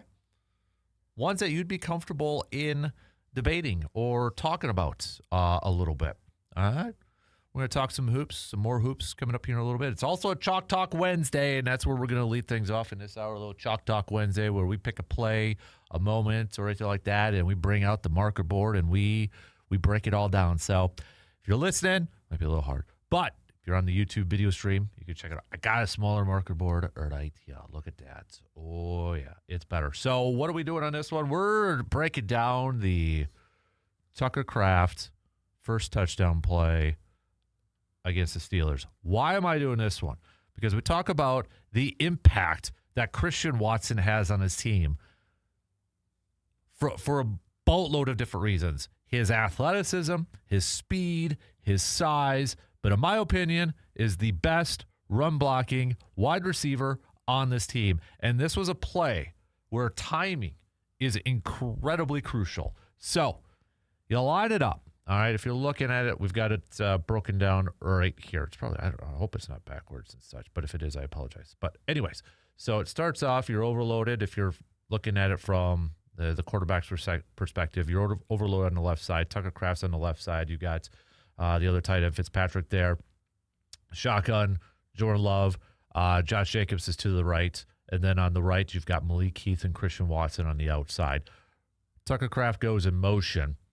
It's a play-action fake handoff to Jacobs. Kraft runs out to the flat. It's a quick pass to him. And Malik Heath and Christian Watson go down the field and engage in their blocks. Tucker Kraft follows them in for a touchdown. Why do I bring this up? The biggest key, why I specifically picked this play, the biggest key to this is the timing and the engagement of the blocks from Malik Heath and Christian Watson. I believe these are the top two wide receivers on this team in run blocking. We know Matt LaFleur wants his receivers to be fantastic run blockers. Want the rock, you better block. Allen Lazard was that guy. Christian Watson brings that. That's what makes Christian Watson so incredibly valuable too. Not only is he a great run blocker, but because of what he brings from a playmaking standpoint. Then you got Malik Heath here as well. The timing of these guys to engage in their blocks. Specifically, if you go back and watch it with Christian Watson. Okay, Malik Heath had a little bit of space between him and his defender, but the timing of it is crucial so you don't get flagged for offensive pass interference. And if you go back and watch that with Christian Watson, you could tell him he kind of looks back a little bit to make sure the timing's there, but he runs like it's a route for him, doesn't engage too quickly, doesn't engage before Tucker Kraft has that football. The timing of his engagement on that block was perfect. Absolutely perfect. And the defender was right on him the whole time. And then you look at his blocking, him and both Malik Heath with Tucker Kraft following both of them into the end zone. I highlighted that play because of that stuff and just because of the timing of everything. The perfect play action, the perfect handoff to Josh Jacobs. It got the linebacker to kind of bite inside a little bit. Perfect execution from Kraft to follow his blockers. But the timing of this play, chef's kiss. Mwah! Perfect. It was awesome. It was awesome. That's why I highlighted this one for our Chalk Talk Wednesday. If you want to see it in action, you can look it up online. But it was the perfect timing play. Everybody doing their jobs, doing their specific jobs. You want to see a play with that aspect to it? It's that one. All right, so I said in the previous hour, you had your Insights to Excellence Michael Jordan segment. And I know in the first week, people were like, I was kind of dull or boring. I kind of viewed it as more of an opener, willing to see what else Michael Jordan had to say. And Jordan is one of those guys that when he talks or when he gives opinions and thoughts on stuff, people listen. I listen. I'm curious to get his thoughts on basketball stuff, his opinions and stuff. And one of the biggest topics and biggest gripes I think that fans have had over the years have been load management, missing games, rest games. Jordan, you look at his career, barely ever missed a game. So Mike Tirico talked to him, asked him about load management in the NBA and his thoughts on it. Audio courtesy from NBA on NBC and Peacock. After you listen to this, give me your reaction, give me your thoughts. The term load management has become such a hot button in the NBA. How I know you were going to talk about that one? Because you played 80 games a lot. You played 82. What do you think of when you hear the term load management thrown around? It shouldn't be needed, first and foremost. I never wanted to miss a game because it was an opportunity to prove. It was something that I felt like, the fans are there to watch me play. I want to impress that guy way up on top who probably worked his ass off to get a ticket or to get money to buy the ticket. You really cared about the guy who sat in the top deck at the Palace in Auburn Hills to watch you when you came to Detroit? Yeah, because I know he's probably yelling at me, and I want to shut him up. He's calling me all kinds of names. I definitely want to shut him up. Right. You have a duty that if they're wanting to see you, and as an entertainer, I want to show, right? So if the guys are coming to watch me play, I don't want to miss that opportunity. Now, physically, if I can't do it, then I can't do it. But physically, if I can do it, and I just don't feel like doing it, that's a whole different lens. So give me the first time that you came to that fork in the road in your career where you could have sat down and missed a game, but you fought through. Started my career. Okay. I twist my ankle. And I had a teammate. He says, "You twist your ankle, young fella. Come over and sit with me. This is you need to." I said, "No, man. I'm trying to make a name for myself. There's no way I can sit. I need to get out there and show what I'm capable of. I want to play. I want to win. I want to make an impact." And I twisted my ankle. I taped it up, and I went back out, and I played.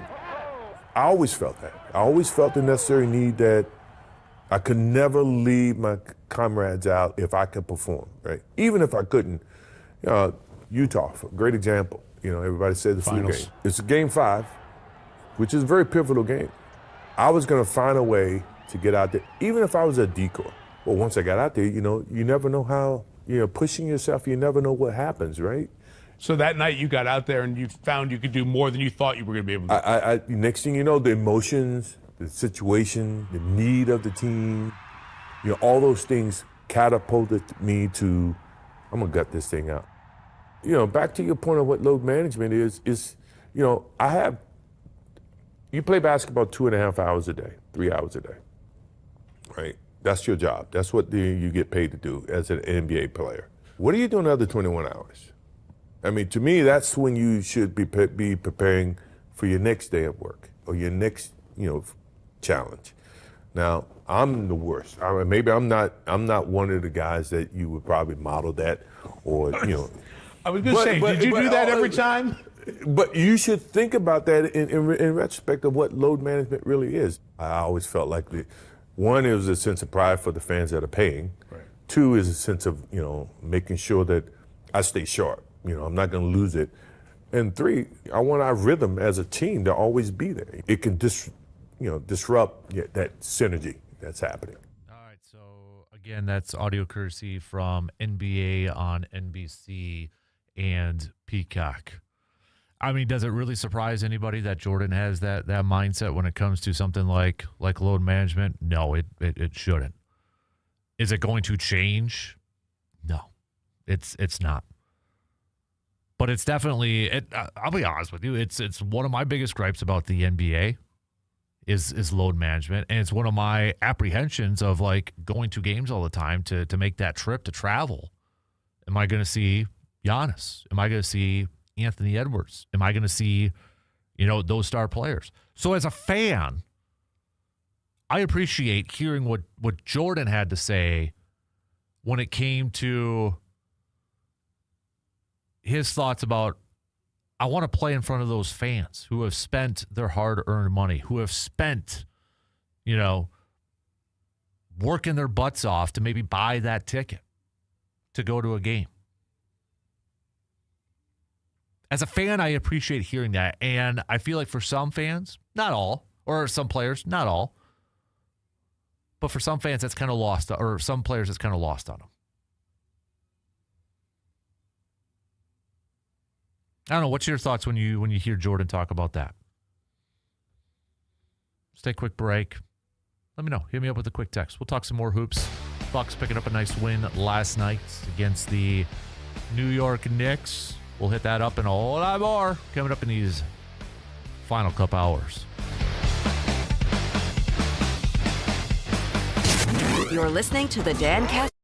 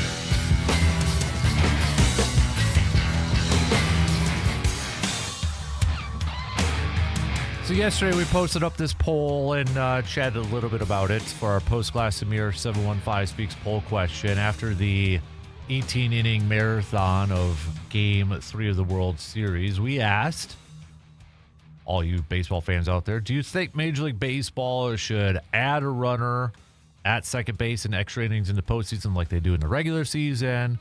Should they get rid of the second base runner completely, get rid of it in the regular season, or keep things as it is, where they have it in the regular season but not in the postseason? Quick updates on that poll question. 45% of you said keep it as it is. 28% of you said get rid of it completely. And 27% of you said add the runner in extra innings in the postseason. So a majority saying just keep it as it is, while it's it's neck and neck with the other options over there. You, Mr. Baseball fan Lucas, what would you have voted on? I think keep it as it is. So you like it for regular season, but not postseason? Yeah, I mean, you could talk yourself into cases both ways. Should have consistency. You play the game one way in the regular season, play the game the same way in the postseason. On the other hand, we're going to get 18-inning games again. I mean, we're not having regular 18-inning games. So we're going to have 12, 13, 14, 15-inning games more frequently, which is what people wanted to get away from. Mm-hmm. So, but in the postseason, there's not that many. I still think the runner on second's a little gimmicky, and for the World Series especially, Is it similar in the aspect where the NFL you can have ties in a regular season, but overtime obviously you can't? Essentially, that's or in the playoffs you can't. right. So That's essentially it right there. NHL, same thing. You have shootouts in the regular season. You play as many overtimes as necessary in the postseason. So given that that's the standard in two other very prominent leagues, I'm good with what Major League Baseball does. Sure, 18-inning game every so often. I know the last one happened 7 years ago, but it's not an everyday occurrence. And last night went normal, so we're fine. Basketball is different because, that's scoring it left and right. So, we don't have to worry about if ties or things like that. We can have as many. The bigger overtimes. issue there is the last 2 minutes of the game getting drawn out by replays and timeouts, et cetera, and that's a whole nother issue. But no, we're not worried about overtimes with that. Right, exactly. So, by the way, see it? I love the cap. I'm like, dang, you really did order that fast. I did. Extremely vintage. Yep. NBA on NBC, baby. So how was watching the game? I know this game week 2. How was watching the Bucks on NBC last night? Talk about a nostalgia throwback. The starting lineups and such, that is the biggest reason why I watched games on NBC when I was a kid, to see the starting lineups. And I think they could do better for the Bucks. Nothing will beat the Bulls of the 90s. It is what it is. Yeah. Even my Orlando Magic, I thought were good. I think they had, was it 2 Unlimited? Is that the right one? Is that Get Ready for This? Yeah. Yeah. Yeah, like that. So, I think they could have done a little bit better job with the flare. Shut all the lights off next time, okay? Let's get the spotlights out, and let's get some 1990s Bulls running through the streets of Chicago, but make it a Buck running through the wood. I don't know. It's just crossed my mind as we're saying this. Not that teams really need to put effort into starting lineups overall. It's become a thing. I don't know that I'd necessarily credit entirely the Bulls, but I credit a lot of it to that. And part of that was just everyone figuring out you can make a bigger deal out of starting lineups. But I wonder if a higher profile here, NBC doing this on a weekly basis, makes the teams, especially the ones that they know they're on the schedule, go, we're going to be in a spotlight. Do we want to amp this up a little bit more? So if the Bucks next would be on in January, is that the Wolves game? January 13th? I got that. I don't know if that's the next one. I know that one's at Fiserv, right? Yep. Okay. Yep. So, at a minimum, they've got till then. Maybe sooner, but regardless, maybe they go, okay, maybe we do something a little bit more. I don't know. Maybe not, but it is a national platform, about 6:37 p.m., Central Time. That's a whole lot of people with eyeballs on the NBA, and there will be more, especially once Sunday Night Basketball kicks in February. Yeah. You might as well make it more of a show. That's what this is. They brought the starting lineups back for entertainment. Okay, let's do some more entertainment. Why not? It's Peacock. They're in November, but it's not NBC, so it's just a Peacock one against the Cavs in November. So, okay. I think I'll even put it in a football perspective. Maybe I'm a nerd with this. I want to know, is it offense or defense getting introduced when I go to Lambeau Field? Because it's offense, now it might be different because I haven't been there when Micah Parsons gets introduced, and I've heard people say like that first game was off the rails. But like when Favre was there and when Rodgers was there, the place got juiced because they're the last ones getting introduced. You couldn't hear legendary PA announcer Bill Jarts even say the guy's name or what college he was from because it would get loud. That instantly gets you pumped up. I don't think it's by any accident either. Mike Vrabel changed what the Patriots now do. Because remember, Bill Belichick started this whole, hey, team gets introduced. Vrabel now brought back the units getting introduced. It's a crowd thing. It gets fans geeked up and jacked up. I mean, come on. Yes, it's got to be really cool as a player, but it gets the crowd jacked. You're going to cheer louder for individual players coming through than being introduced as a team. Yeah. It just says. I mean, I guess it would be kind of neat to have that on the NFL broadcast. Now, where are you going to squeeze that in? Because it happens before game time start. Everything's in a national window. There's an expectation that by 12:05 there are actual games happening. So you'd have to go backwards. I mean, come on, you can cut into those morning shows. Is that sacred? Really? I don't watch. I might be in the minority. I don't watch pregame shows. I think you're probably. I don't know if you're in a majority, but I think there are a lot of people that. I'll put it this way: there's probably not that many people that care that much. Yeah. If you took 5 minutes out for Bill Cowher's takes, no offense to Bill Cowher, but to take one example. I think that would be fine, and that would actually be kind of fun to watch. That the whole starting lineup notion is kind of cool. And it's not a knock on the shows. I think it's just, I don't know if it's maybe just because I can only take so much bantering back and forth and talk and forced pregame laughter. And talk. Yeah, and it's like we get a whole week to talk about this stuff, and maybe it's just because of the position I'm in too, where it's like, okay, I've talked about it all week. I don't really want to talk about it anymore. It's kind of it's like newspapers and magazines and everything. It's a relic of another time when you could focus on football. There was an opportunity on television to focus on football. You could do that 24 hours a day now if you want. You don't really need 1 hour. Now, okay, maybe then that's for the people that don't watch football all week long. There are plenty of people, lots, who they'll just focus on Sunday. They don't want to OD on it. They'll be all in, but get a primer. Okay, fine. But I do think they're not as important as they used to be. So yeah, starting lineups I think would be a good addition by team by team. Why not do that right into that? I think you'd get a little bit more jacked up. Yeah, I mean, there's a reason why we know the Alan Parsons Project. Right. For the longest time, though, it was the Chicago Bulls starting theme for me. And I'll tell you, I don't know if I told this how I finally found out what the name of that song was. Well, how was that again? ESPN Seen It game. It was in college. We were playing this. And that was the question. It said, what was the Chicago Bulls starting lineup song? And I'm like, Chicago Bulls startup line. That's how I found it was Alan Parsons Project. I did not know that at the time either. Yeah. I mean, and the fact that it's in an ESPN Seen It game. Of all things. Yeah, I barely even remember that. I wondered what it was. I did not know it was Alan Parsons. And you'd think me being hardcore I think it's called Sirius, right? Sirius. Yeah. Well, because it segues right into Eye in the Sky. So I remember hearing that on the radio when I was a 4-year-old. But, of course, that was played on the radio. They didn't play the whole, 8-minute long joint version of that song from the album. And because I wasn't an album kid, obviously. I mean, I'm listening to what's on the radio, watching what's on MTV. I didn't know it was Sirius, even into the 1990s. I just knew it as the Chicago Bulls song. But I also knew it as something that was out there. I think I'd heard it in some other context. So but I didn't know where did this come from. And at some point I found, Alan Parsons. Oh, it's the Eye in the Sky song. Yeah. Really? So, yeah. To add a little bit more to the nostalgia, though, too, they did bring back the old Bob Costas essay thing. Okay, what did you think of that? I heard that was coming in. What did you think?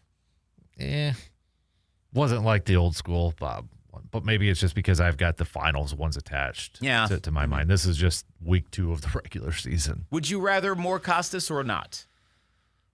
For something like that, it's fine. Okay. For something like that, it's fine. But let's not overdo it. It doesn't seem forced. It's probably probably. See, that's where I'm wary on the Jim Legler thing. Did I say his name? I'm sorry. Yeah, or not Tim. I'm saying you're thinking of Tim Legler. Hagen. I'm Tim Legler. Tim Legler's alive, folks. Let's just make that clear. Jim Hagen. That's where I'm wary, and that still strikes me as forced. But Costas, I didn't hear enough to. Well, I didn't see it last night. Yeah, but so Jordan had his inside of excellence or excellent. Well, I always blank on what it's actually called and all that. But hey, last week it received a lot of criticism, but I always kind of viewed it as a warm up. All right, so they hit on load management, and he pretty much called out everybody who does load management. I don't think we expect anything else from Jordan. The headline would be if he's like, actually, load management's a good I thing. should have did that when I was playing. I should not have played in the flu game. I should have rested up for game 6.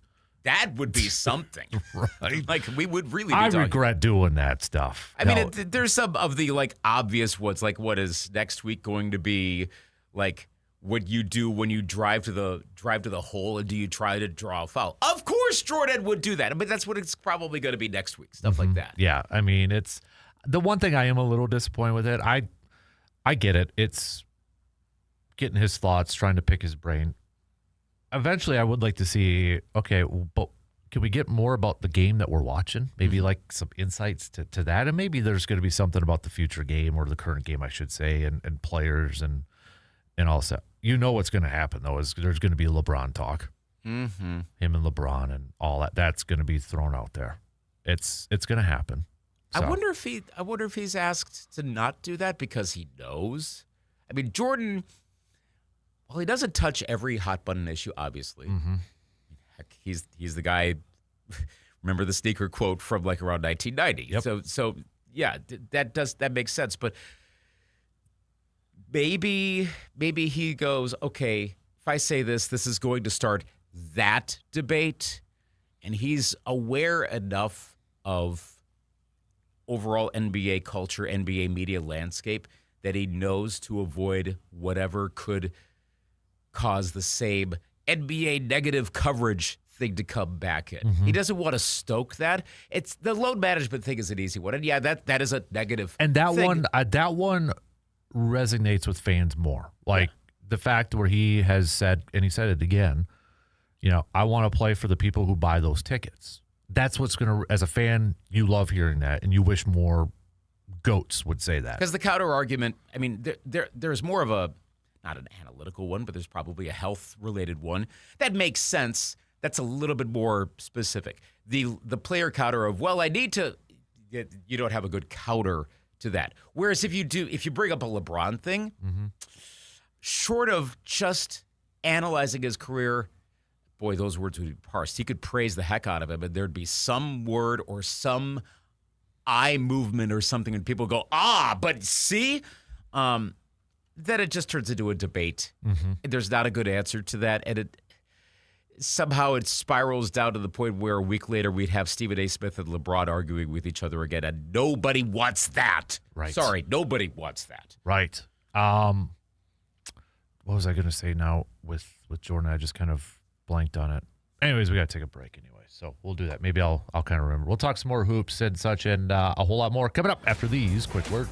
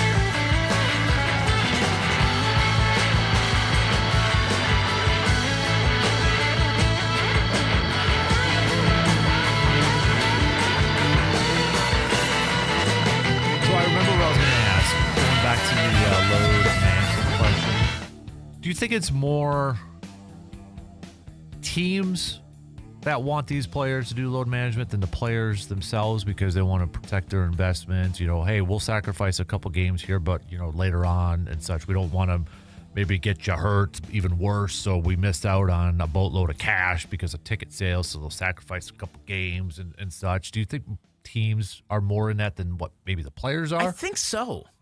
Because, the whole point is to win the championship. Well, if your players are available in postseasons where we've seen occasionally, keep citing 2021 as an example, it's true, where if you have a lot of injuries, the one other team could take advantage of that. You don't want to be one of those teams with the injury and you're done. Bucks have had plenty of that luck go the wrong way against them. Now, load management does not necessarily mean that those injuries are avoided.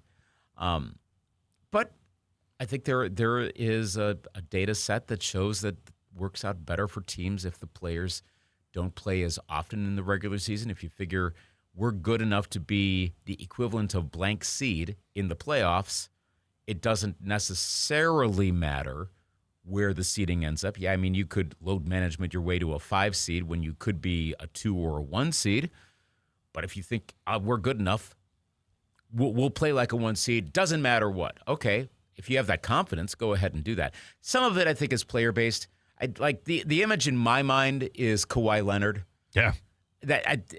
He's probably the poster child for that, and it sure does seem as though he has been the one driving his absences. So then we extend that to everyone and figure, oh, you're just sitting out because you're either quirky about it and, my fingernail feels a little off. I need to be out for tonight. Or, then you can stretch it into issues of, laziness. They just want to get paid. They just want to dress well. Just want to hit the club and everything. Like, okay, there's a desire to do that. These are also NBA athletes. Like, they want to play the game, too. Let's remember that. That's why they're there. If you really want to just hit the club, they wouldn't be a basketball player in the first place. Right. But because there's that high-profile example there, people are going to extend that unfairly in a lot of cases to other players. I really think a lot of it is front offices trying to rest up their play. Because you don't see look, if this were just a player thing, better believe the coaches and general managers and all the front office personnel would be countering that, saying, no, you need to play. But they're doing it, which tells me probably more so it's not a willing accomplice. I think they're the ones that are driving it. Yeah, I would agree. All right, switching gears here a little bit. You being the uniform geek that you are, what do you think of Sunday night's atrocious-looking thing that we saw out there? I've actually had quite a few people ask me what I thought. I'm like, I'll ask Luke. Okay. Well, now, of course, this would be a me thing. I think the atrocious thing were the winter warning ones. Stop it, Packers. I get it. Stop it. Icy wait. I get it. So are they forced, though, to do this, though, too? I didn't hear anything about that. Now, had they worn their regular road uniforms, that would be a freaking lot of yellow on the field. So actually, in a contrast sense, it made sense. Yes. Look, we've had teams with yellow pants play teams with yellow pants before. Like the Rams and Steelers versus the Packers. Think of any combination of the three. We've seen plenty of that over time, so it's not new. There was a lot more yellow. What was the stat that this would have been the first matchup between yellow helmeted teams since, was it in the 60s? Really? 1961, wow. I think. Because I saw, that was when the Steelers used to regularly wear yellow helmets in the early 60s before they switched to black.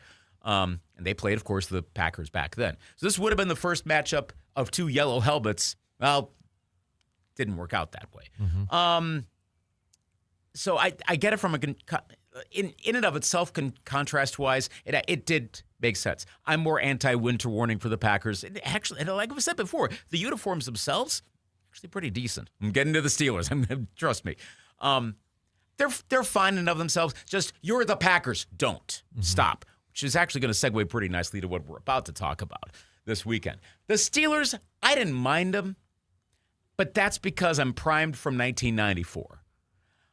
And I've seen this before. I understand the context. I understand they have more of a gaudy history with it because that was. I mean, I don't know how much you remember of the 75th anniversary throwbacks that year. Yep. Was that, and you were younger at that point, so you didn't have like years of football fandom to be like, what are they doing here? This was almost like a primer for you.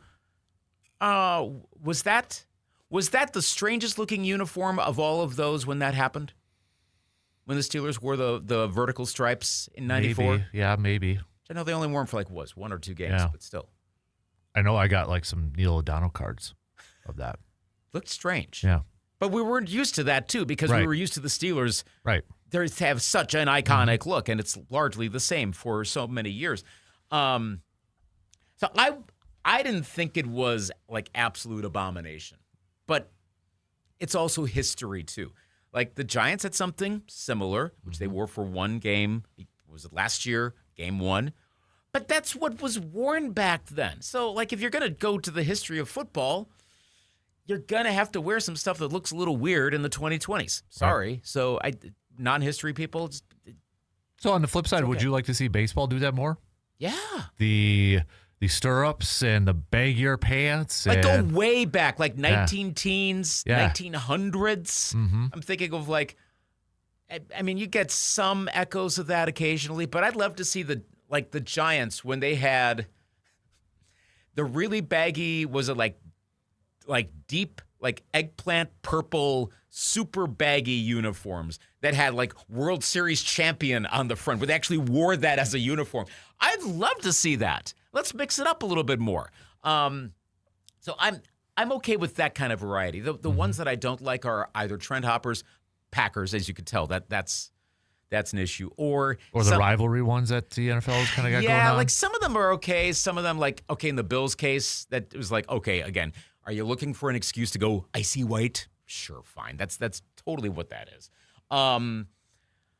But that, or if it's a design, I've said this before about like the old Cardinals, the older like 2000s era Bills, where it looked, and the Vikings from the Favre era, the kind of design that looks good when you draw it on a computer, but when an athlete wears it and their jerseys get skewed around and then it looks like a mess. Mm-hmm. And that's where I don't like those designs. I get the effort, just doesn't always translate. But the Steelers ones, like, it's weird. I would keep it for very much here is a special nostalgia throwback thing. I'd kind of like to see them wear it. If they're going to do that, wear it against the Giants. I know they played the Packers, yes. Mm-hmm. But try to pair it against a team where you know that other team is going to play ball. And maybe with the Packers, they didn't think that's through and didn't realize, the Packers could totally just wear their contemporary white alternates for this. Whoops. Play a team that might actually kind of sort of look like the 30s a little bit and create a vibe for that one. Mm-hmm. I think that would be better, and then we wouldn't be having this. What did they look like the other night? Because I wonder how much of that we're going to get with this next one. That's coming up. Everybody's got the jerseys out, but I'm more excited about the helmet. Yes, Sunday. It's going to be a must-watch. Mm-hmm. Just uniform-wise, it's going to be a must-watch. That's what I'm pumped about. I still don't know why we can't purchase the mini helmets until the end of December. Why?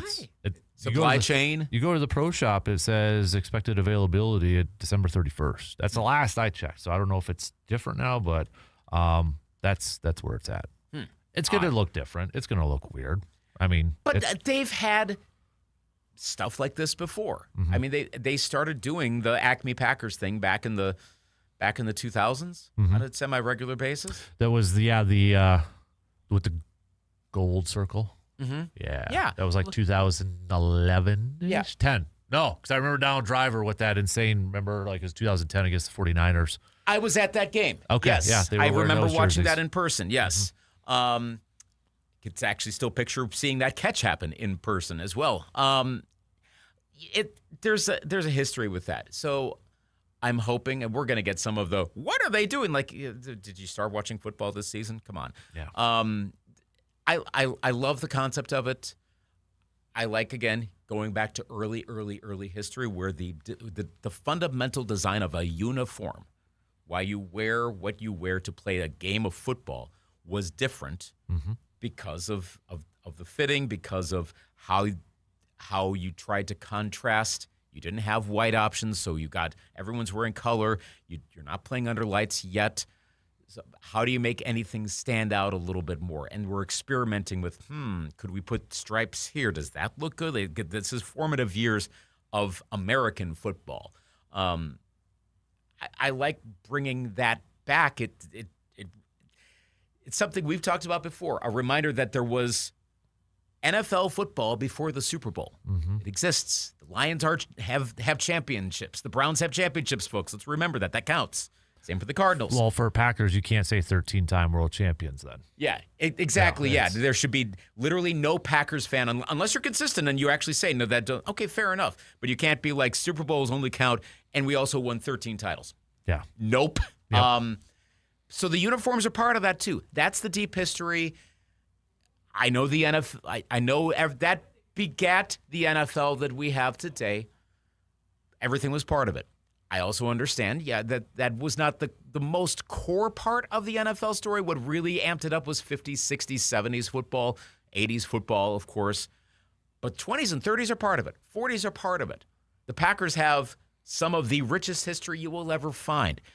So I like that now they have the ability, and shout out to the University of Illinois. We're going to hear plenty of, they're copying Illinois. Okay, yeah, sure, because now you can do it.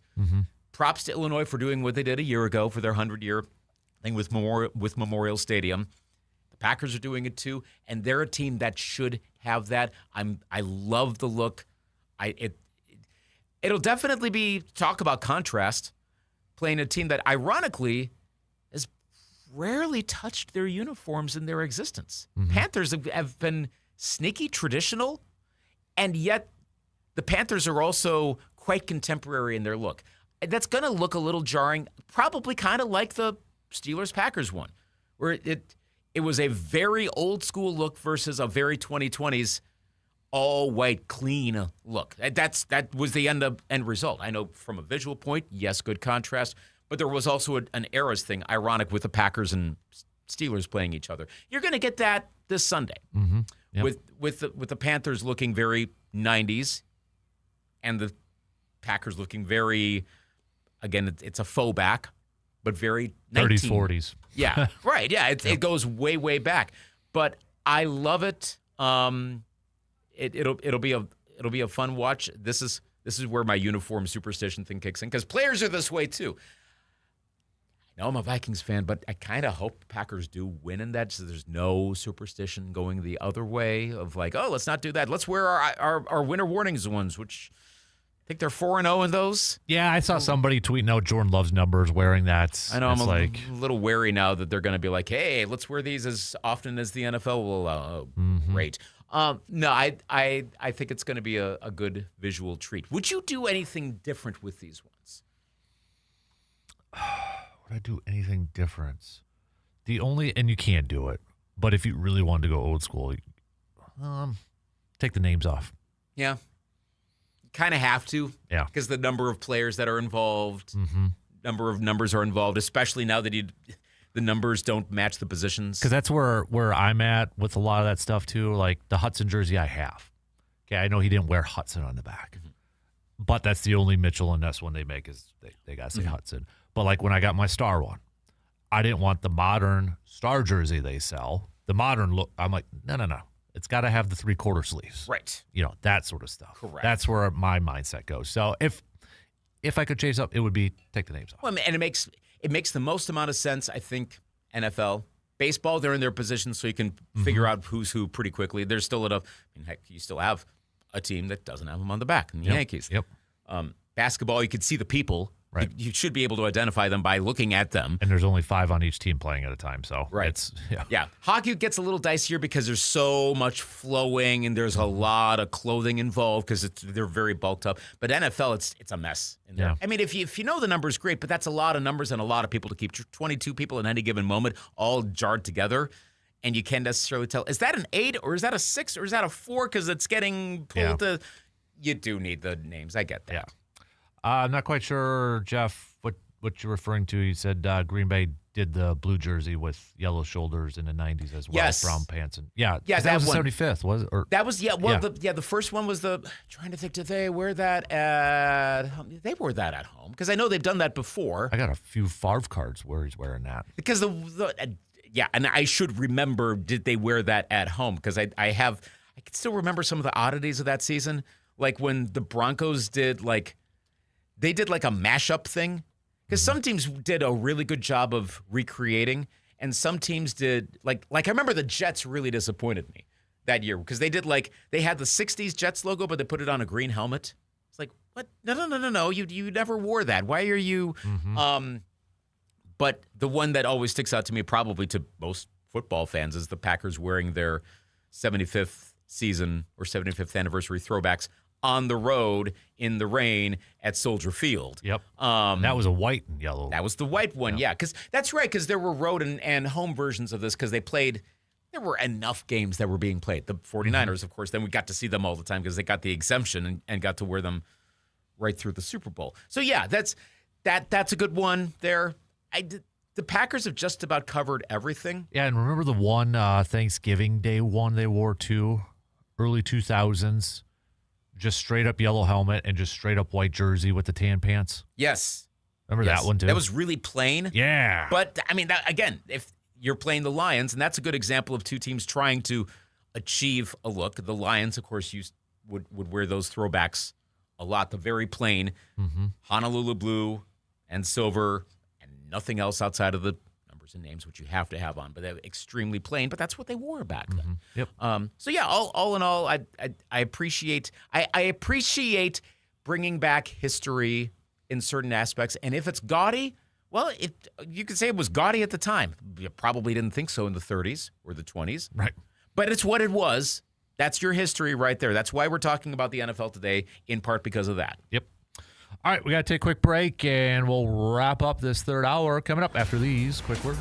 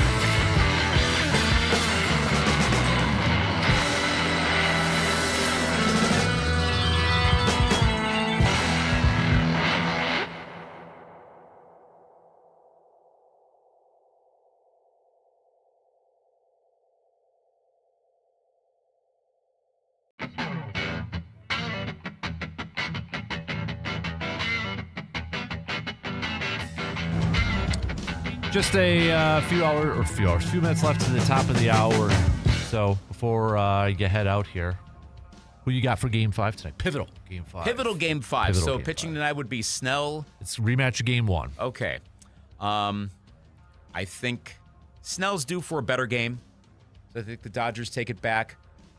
Gosh, I'm so looking forward to Game 6 in Yamamoto. Can he be that good again? Because if he's not, I think we get 7 out of this. If he's not as excellent as he is, I think he could be good in Game 6, presuming that of course Toronto doesn't win tonight and then pushes it on. But yeah, I think we're going to get Dodgers winning tonight, and I don't really know what to make for Friday if that happens. I normally probably would say whoever wins tonight's going to win the series, but Toronto's already proven that they can be down and still come away and pick up the win. So I don't even want to say that tonight. This is a good series. It is. I like the way it's being played. The thought crossed my mind last night, like, as much as I wanted to see the Brewers obviously and I think it would have been a great baseball matchup, we've had some excellent performances because the Dodgers are there. Yamamoto, Ohtani a couple nights ago, that sort of stuff, which we wouldn't have had if the Brewers had been there. Let's be honest. I mean, from a broader baseball perspective, sure. So I guess if we're not going to have them in there, we're getting an entertaining series anyway. So how well Snell performs tonight, I don't think he's going to do what he did to Milwaukee. I don't think he's going to be that good, but I'm expecting playoff Snell to show up. Yeah. That's where I'm favoring Toronto. This feels like a back and forth series overall. I almost feel like the winner tonight is just going to be who has just a little bit of energy left. Yeah. After playing They need a essentially break 3 tomorrow. games in 2 days. Yeah. You know, they're probably really looking forward to traveling and just maybe getting some rest. I'm probably maybe the 2 things I'm most excited about besides having seen some great performances, Vladimir Guerrero Jr. living up to the hype, and Dalton Varsho acquitting himself quite well on a national stage. Yeah. Very happy to see, of all players, I mean, there are plenty of others, but seeing the name Varsho in a lot of good plays is wonderful for us here in Western Wisconsin. He might be making some extra coin. I think so. Absolutely. I wonder. Got Alex Call, too, who's a River Falls native, playing for the Dodgers in this series, too. So that's true, yeah. I was going to say, if the Blue Jays win the series, and especially if Varsho plays even better still, throwing this out there, Craig, if you're listening, do like one day Dalton Varsho Blue Jays uniform day with the Express. I mean, I know there's all sorts of licensing, blah, blah, blah, but be a heck of a tribute. Yeah, it would be. Just throwing it out there. If. But Yeah. yeah, it's fun to watch. I love it. I love watching all of that. And yes, as we're talking uniform stuff, better believe I loved seeing the Powder Blues last night. Loved that. First time in 40 years for a road team. I know the Phillies did it a few years ago, but first time on the road. We haven't seen that since the Royals back in '85. Nice. Yeah. Nice. But yeah, this is a fun one. Are you okay with this series so far, even no Brewers? Yeah, I mean, that's the one thing I wanted to make this, or I wanted to see this become a competitive 6-7 game series and not like last year, Dodgers and Yankees. It was too short. Yeah, it didn't match the hype. No, it didn't. I know why, but it didn't. Right. So it's just, I want to see how tonight's games go. But the fact that we're at least going to get 6 is pretty, it's accomplished that so far. Yeah. It's gotten the classic 18 innings. Yeah, there's a lot to like about it. So, Yes. all right. Thanks, Luke. We've got one more hour coming up after these news updates.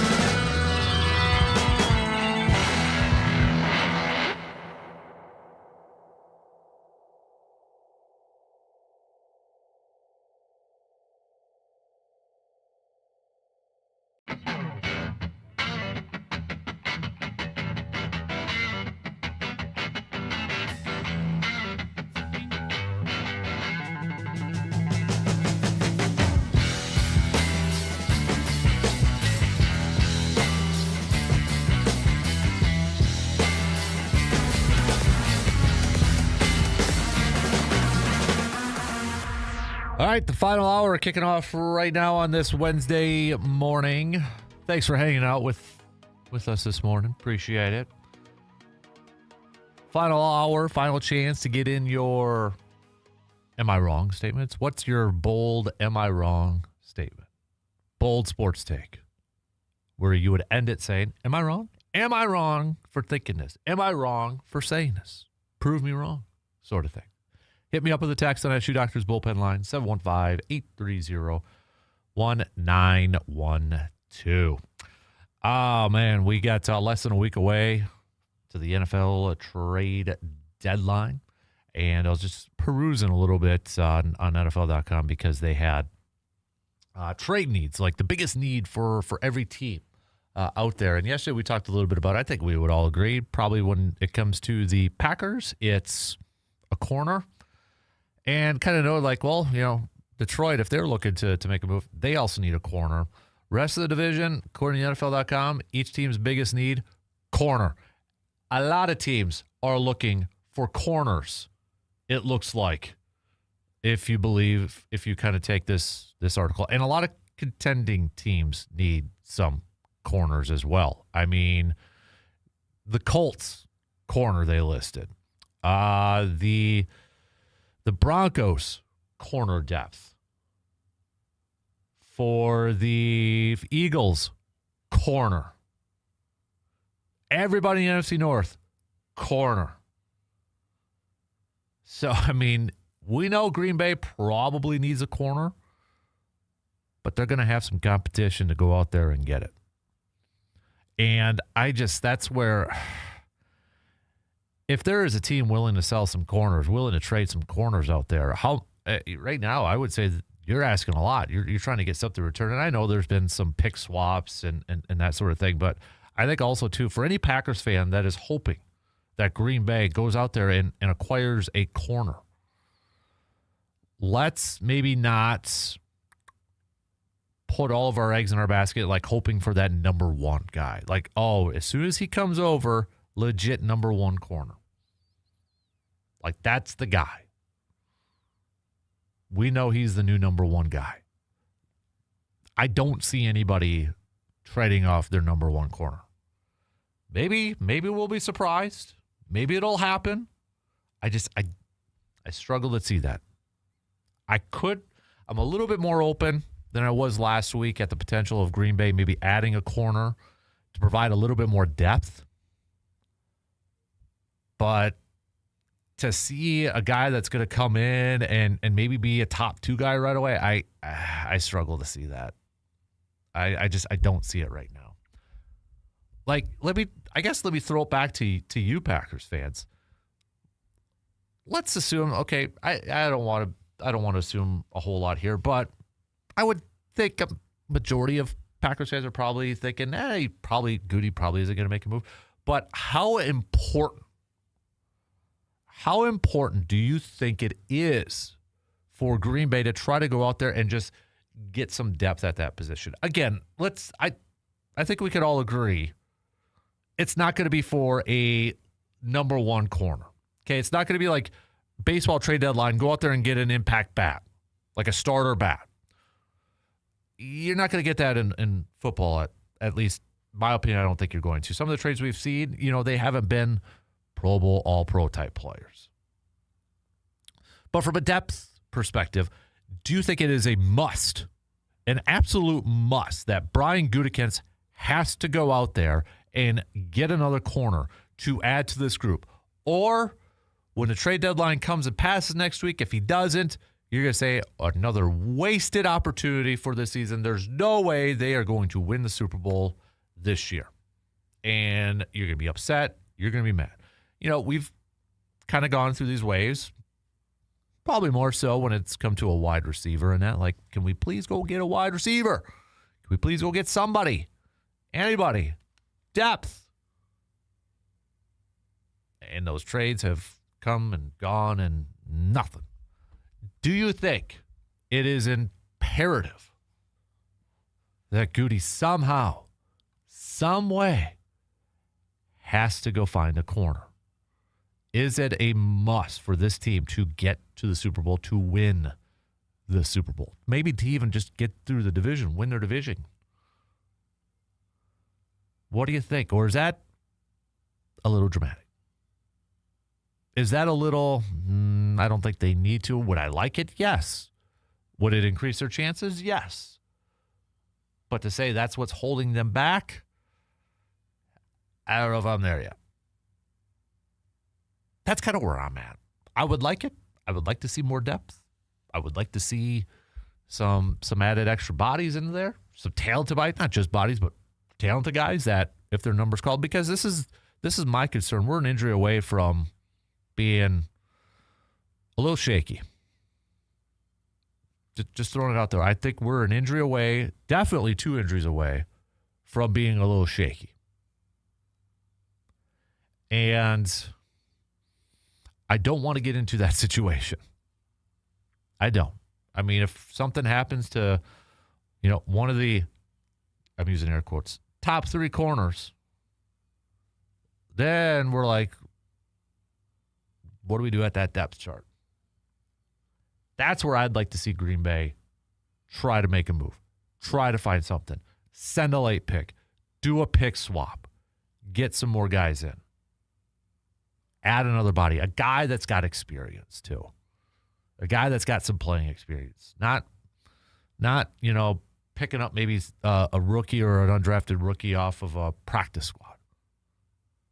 I want a dude that's gotten a little bit of playing experience. We're seeing teams make these moves. And over the last few years, we have seen teams, for the longest time, the NFL trade deadline was kind of a joke, right? It was like, nothing happens, nothing goes on. It comes and passes and no moves. Last few years, we've seen more moves. We've already seen some of these moves. It's interesting, Patriots, a team that's, 6-2? They made a couple trades moving on from a couple of their guys. It was a busy day yesterday for the Patriots. They lock up a corner, they trade one of their safeties and an edge and such. So never say never. And we know Goody has made trades too before the deadline. He's traded away guys before the deadline. Remember the Ty Montgomery and Clinton Dix year. So it wouldn't completely surprise me if Goody was to make a trade. It wouldn't completely surprise me if he does. It would surprise me if it's like shelling out a lot for a name, which I don't know if that guy is out there this year. I don't see it. Packers will be back at practice today to prepare for their game coming up against the Carolina Panthers this weekend. Be interesting to see if any guys return to practice, like a Lucas Van Ness or Dontavian Wicks. See if they can return to practice, get some work in, get back on the field to play in that. But we were talking a little bit about this in the first hour. I wanted to talk a little bit about Quay Walker. And I think he is a guy that really, when you look at it, and everybody's talked about different players in this team. Obviously, Micah Parsons generates a lot of talk on the defense. And you got Rashawn Gary and, et cetera, even Edrin Cooper to begin the year and that. But I think Quay Walker is having the best season of his career. And you look at a lot of it, too. Two things really stand out to me from Quay Walker this year. One is just for the consistency level from him. We've talked about it seems like the biggest thing that has always been Quay's issue has been consistency. Can he put together multiple games in a row where he stays consistent? Where he can, last year he did it for a couple games, like the 49ers and the Dolphins. But can he do it long term? And I always got to question, okay, is the guy playing in the right position? Is he better suited to play a little weak side or strong side? Take away the communication device, because sometimes it just feels like he's thinking more than just reacting and playing. And this year he is doing a much better job with everything. Seems like he's just going out there, reacting, playing at a high level. If you look at the stats, no, he's not going to be up there with the most tackles or the most sacks or this, that, the other thing. And no, he's probably not going to be named all-pro first team at linebacker.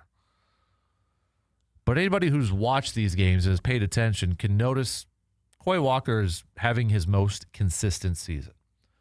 And the biggest thing, too, is I think we are seeing growth and maturity from Quay Walker. And I think he cleared another hurdle in his game this past Sunday against the Steelers when DK Metcalf, tried to mess with him, putting his fingers in his face mask. Rookie year, Quay Walker reacts to that. Maybe gets ejected like he did twice in his rookie year. And I think, I'm probably not the only one, but every time there's a little scuffle or something like that, you're like, okay, Quay, just stay away.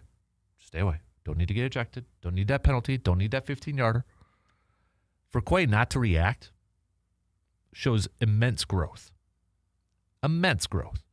And it's easy for a lot of us sitting on the couch, the recliner, in the stands, and saying, don't react, don't react, don't react.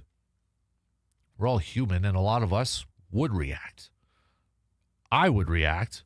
I know I would react. I try to, but there's a certain point in a lot of us, if somebody's chirping at you or somebody's just doing something, like if you're coaching or playing a game, and it finally gets to a boiling point where you can't keep your mouth shut anymore. I've been there. And then like a few minutes later when you chirp back, you're like, oh, crap, I shouldn't have said that. Now I feel bad. Been there? We've all been there. We're all human. So it's easy for us to say, don't do it, but you're not in that position. But I think it showed immense growth and immense maturity from Quay Walker. And Matt LaFleur talked a little bit about it too, saying that's not easy to respond, but in my eyes, that's the epitome of being team first. That was a critical penalty in the game. You're talking about going from 3rd and 2 to 3rd and 17. Now you're in a no big plays defense, and they've got to check the ball down, and they're punting. So, yeah, it was a big-time play. The way I look at it, that was as good as a takeaway. And he's right in the moment of the game, too, right? I mean, I can still remember the camera flashing to Arthur Smith. He's probably getting ready to call a 3rd and 2 and then gets the penalty, and you could just see him, like, do the sigh, eye roll, like the whole dejection. It's like, come on. LaFleur went on to talk about Quay saying, I mean, he's wearing a C on his jersey for a reason. He's definitely earned it. Just the growth you've seen it as a player. He's playing at a really high level right now, but the maturity he's shown, I told him after the game, I was really proud of him for how he represented what we want to be about, just playing between the whistles, playing nasty between the whistles, and then let them do all that extra stuff. I thought that was just a really mature moment for him. And we know Goody for the last year plus has talked about wanting to extend Quay Walker, wanting to get a long-term deal done. That's why they didn't do the 5th-year option, because the 5th-year option would have actually been a higher cap hit than what an extension would have been done. Nothing has been done at that point yet. I don't know why. Maybe it's Quay Walker and his representation, saying, hey, we're going to bet on ourselves a little bit more and maybe get that price tag up a little bit. Right now, I would say the price tag has definitely gone up. And he's playing at a level where that contract, he's going to get a nice deal. And it's really going to be an interesting offseason when we get to that point for Green Bay, because Quay's a free agent. Romeo's a free agent. They probably want to get Tucker a new deal. If I'm Tucker and I continue to play at this level, I don't know if I show up to training camp without a deal. Devontae Wyatt's on a 5th-year option. They might want to extend him. It's going to be some tough decisions to make. And that's where you kind of could go back to them this year. It's like, okay, next year's going to be tough. Or this offseason is going to be tough to try to keep everybody. Let's take advantage of it this year then. Since we have everybody right now, can we please take advantage of it and maybe get a Lombardi out of this? I think that does put a little added extra pressure to it. No question about it. All right, let's take a quick break. I want to talk some more hoops coming up a little bit later on here as well. With the Bucks picking up a nice win last night. Giannis. What else can we say about the Greek Freak that hasn't been said already? Man, oh man. All right, quick break. We'll be back in just a couple minutes. You're listening to the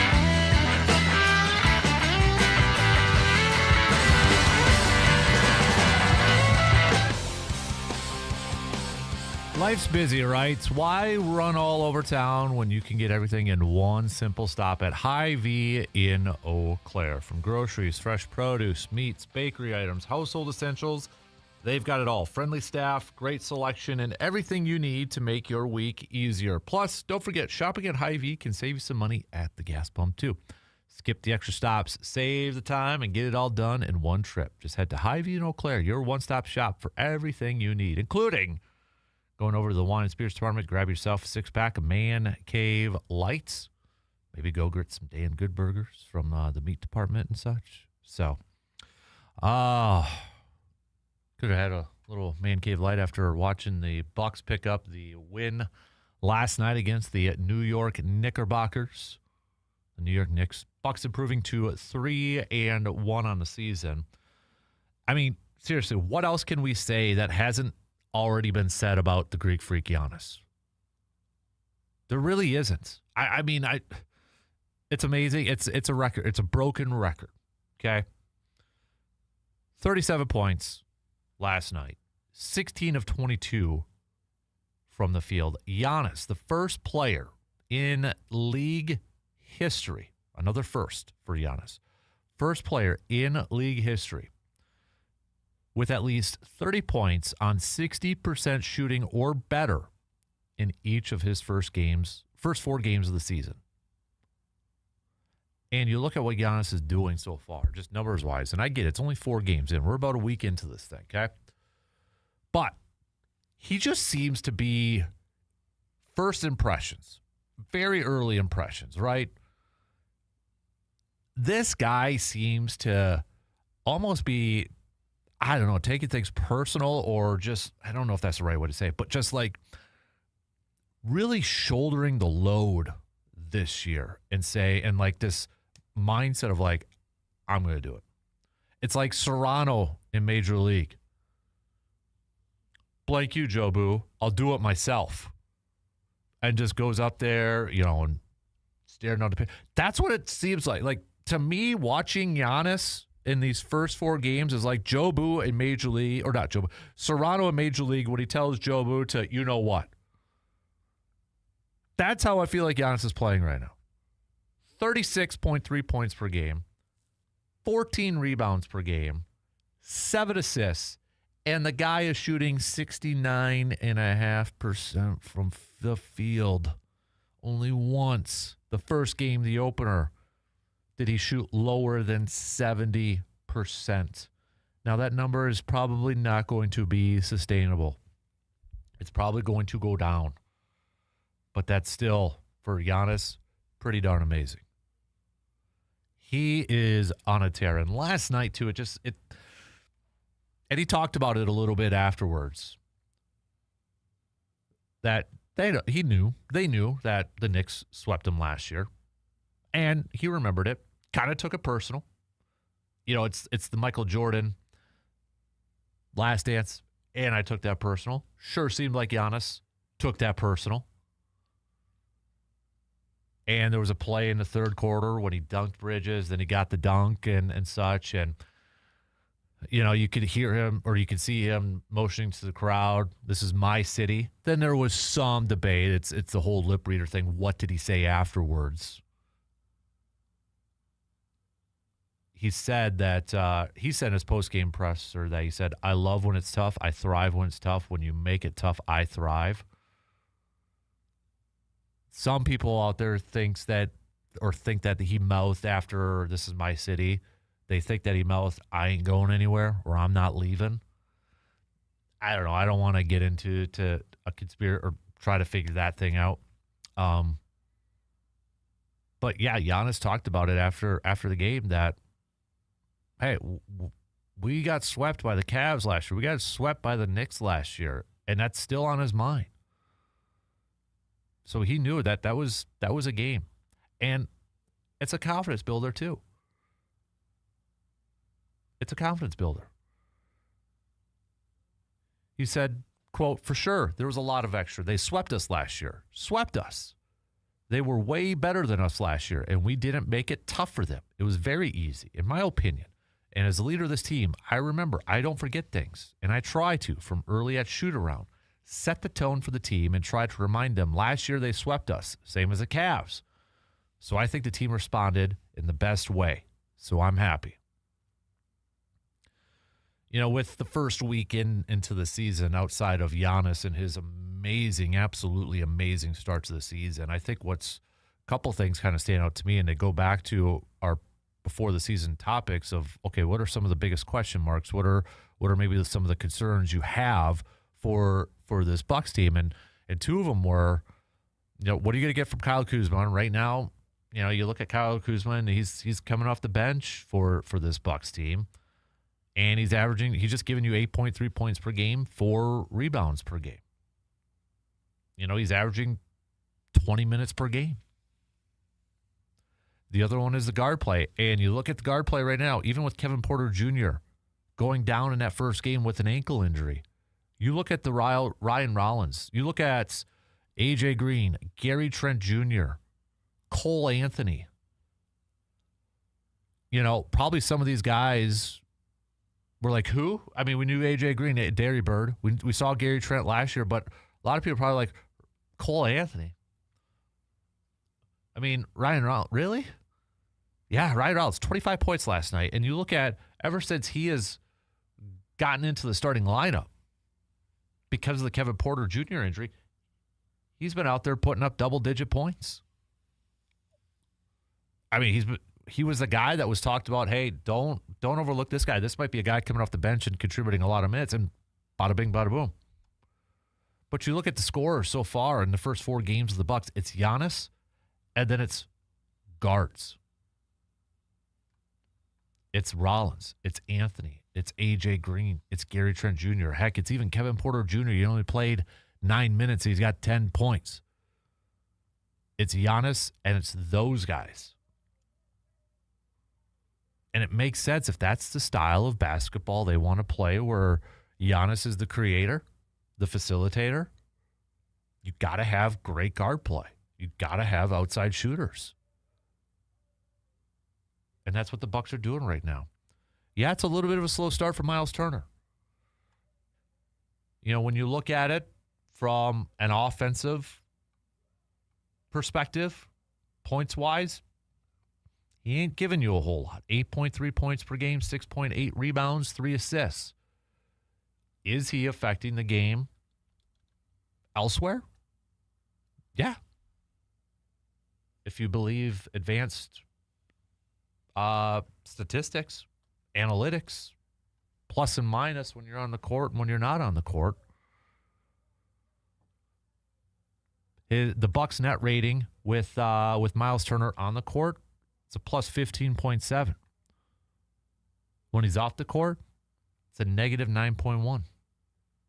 So he's still affecting the game in that. But is it fair to say, or fair to ask, can we get a little bit more? Yeah, probably. And it may still be a little bit of an adjustment. I don't think Miles Turner, this isn't going to be him, this style of play, or, you know, his production on the offensive side. It's not going to be like this all season long.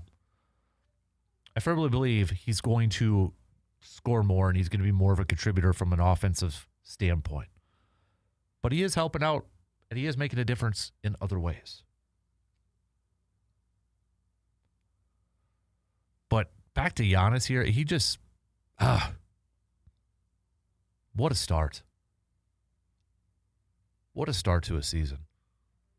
The guy is clearly on a mission right now. It is so evident he is on a mission. Take it in, Bucks fans. Again, I don't know what the future is going to hold like.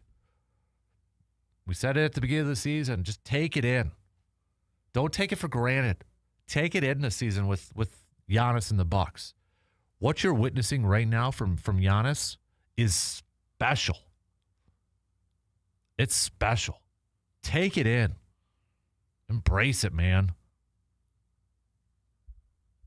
I don't know how long it's going to be. I don't know how long this thing's going to last, but it's awesome. All right, we got to take a quick break. Hit me up with some texts. What's on your mind?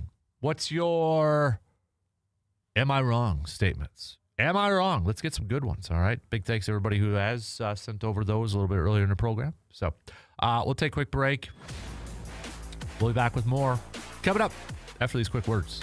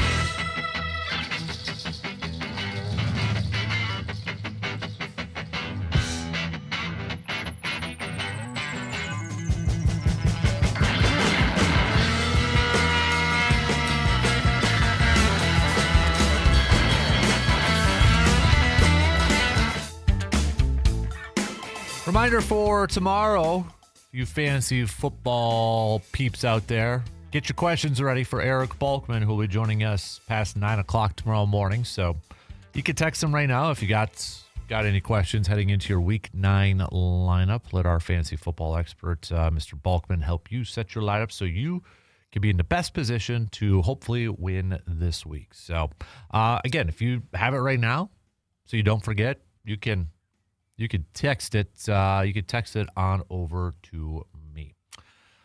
All right. Got a few peeps in here texting. It truly is, this is from John, it truly is hard to describe what Giannis has been doing this season and comparing it to the last couple of years. We are running out of things to say. I'm definitely not taking it for granted watching him play this year. I still think he's going to continue to play for the Bucks, but definitely not going to be taking it for granted just in case. Sam, with a quick text, agree with you about the guard play. That has definitely been a nice surprise for this Bucks team. I think we all knew that Giannis was going to shoulder the load a lot this year, but it's nice to see that he's got some outside shooters so far to help him out. Another texter, not worried about Miles Turner. I think it's going to be, and this is, by the way, from Jeremy, I think it's going to be a little bit of a growing pains with him, new system, new players. He'll be fine later on in the season, and that's when we really need him to shine. Going back to a Packers discussion we had a little bit earlier, we were talking a little bit about Quay Walker, and I had thrown out earlier on in the program, like, who are some other players, maybe for you from the Packers side of things, that maybe they've impressed you, maybe they've surprised you with their level of play, maybe you didn't really think a whole lot they were going to be able to do a whole lot, or just didn't give them enough credit, and they're surprising you a little bit. Devontae Wyatt's the most popular pick. We do have a couple of Lucas Van Nesses. And actually, we do. Mark picked Romeo Doubs. I thought after last year for Romeo Doubs, he had kind of checked out for Green Bay. He seems like a completely different person. Seems to be enjoying playing football again, so he has exceeded my expectations. That's actually a good point for Romeo. Now, I'm not saying this to tout right there like that. One of my bold predictions was I thought Romeo was going to have like a breakout year, mostly because of kind of what happened last year, but also to break out so he could go and cash in free agency. Like, going the ball out and be like, okay, see you later. I'm going to get a big deal elsewhere. What has surprised me is like the complete turnaround from Romeo in terms of his emotions. Like last year when he came back after being suspended, I'm sorry, but the guy looked miserable. He like showed no emotion after catching a touchdown, after catching a pass. He like showed no emotion. And this year is a complete 180 with Romeo. The guy is like twerking, doing celebration stuff, when it's a touchdown or making a catch for a first down. It's like, who is this Romeo? This isn't the one that we saw from last year. Like, now, I don't know, and this is just me, but like, I'm trying to this is how my mind thinks when I try to figure out things or why people think this way or why people react this way and do this. I don't know if he just was so embarrassed with what happened last year and felt bad. Because, sometimes when you get embarrassed, or like when you're a kid, you're in trouble in front of your classmates. I remember or your friends or whatever. You get in trouble. You still, you're playing around, but, you're still playing at recess. Say you get in trouble for being a little roughhousing at recess for flag football or for football at recess. You push a little Jimmy down, you get yelled at by the teacher in front of your friends. You're still playing, but you're a little, you're sad. You're a little embarrassed. You're kind of quiet. You still play, but, you're not really celebrating if you catch a touchdown because you got embarrassed. You got embarrassed. And you feel bad. I don't know if that was Romeo last year throughout the rest of the season. And now it's like, okay, season's over with. Time to move on. We're focusing on the now. We're not focusing on the past. But you're right. He is just that. I know it's been talked about off and on, but man, like what like clicked with Romeo. Why is it just seems like he's balling out and having a grand old time this year. I like it. I like seeing it. Looks like he's having a lot of fun. Speaking of having fun, Mercedes Lewis must still love having fun playing football. He just signed up with the Broncos. He's back. He's back. Practice squad for the Broncos, which, again, remember, veterans can go back on that practice squad now, but 41 years old. 41 years old. To put this in perspective, couple of nuggets here. His draft class, okay? You ready for this? Mario Williams, Reggie Bush, Vince Young, Matt Leinart, Jay Cutler, A.J. Hawk, D'Amico Ryans. That D'Amico Ryans, who's a head coach for the Houston Texans. He's still going out there and getting it done, man. This is from Schefter. Only 2 players in NFL history have caught a pass at 41 or older. Can anybody tell me who that is? I'll make that a trivia question. Try not to look it up. Okay, try to have a little fun with this. There's only 2 players right now in NFL history who have caught a pass at the age of 41 or older. Hit me up with a text or comment on the video stream who you think it is. And again, try not to look it up. And if you already saw Schefter point this out, just hold on to it. I want to see if anybody can get it right. Have a little fun with this, okay? One of the names is probably pretty easy if you know your football history. That's the only clue I'll give you. It's the only hint I'll give you. But there's a very, very good possibility that he could join that group. If he does get promoted to their active roster, according to Schefter, and play in a game, he would become the oldest tight end to play in a game in NFL history. In the Super Bowl era, no tight end has ever appeared in an NFL game at the age of 41 or older. So, yeah, there you have it. John, you got it right. Jerry Rice and Tom Brady. You're right. You were the first one. Got it right. Nice work. All right, let's take a quick break. All right, let's do that. We'll wrap it up with some picks and predicts. Game 5 of the World Series tonight. Who do you got? Who you picking? Let me know. We'll be back in just a little bit.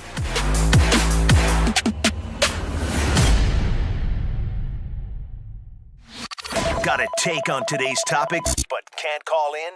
Then hit us up on Facebook, Twitter, or the text line and let your fingers do the talking. I'm still going for it, even with higher stroke risk from atrial fibrillation, an irregular heartbeat not caused by a heart valve problem. Over a 3-year study, Eliquis apixaban tablets reduce stroke risk better than warfarin, and over 97% of Eliquis patients did not experience a stroke. A first stroke occurred in 2.9% of warfarin patients versus 2.3% of Eliquis patients. Don't stop prescription Eliquis without asking your doctor. Stroke risk may increase. Eliquis can cause serious and potentially fatal bleeding. Don't take it if you have an artificial heart valve, abnormal bleeding, or antiphospholipid syndrome.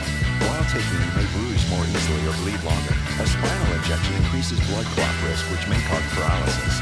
Get medical help right away for unexpected bleeding or bruising, or back pain, tingling, numbness, muscle weakness, or incontinence. Aspirin products, NSAIDs, SSRIs, SNRIs, and blood thinners increase bleeding risk. Tell your doctor about planned medical or dental procedures. Learn more at Eliquis.com or call 1-855-ELIQUIS. Behold the Colonel's giant KFC chicken sandwich, a towering, extra crispy monument to flavor. Such a huge amount of juicy, hand-breaded KFC chicken at a pretty tiny $3.99 price. For the Colonel's KFC chicken sandwich. And $3.99 isn't even worthy of the same epic soundtrack as the KFC chicken sandwich for only $3.99. The Colonel lived so we could chicken. Prices and participation vary while supplies last. Taxes, tips, and fees extra. Whatever your vision for holiday decorating, the Home Depot has what you need to bring it to life.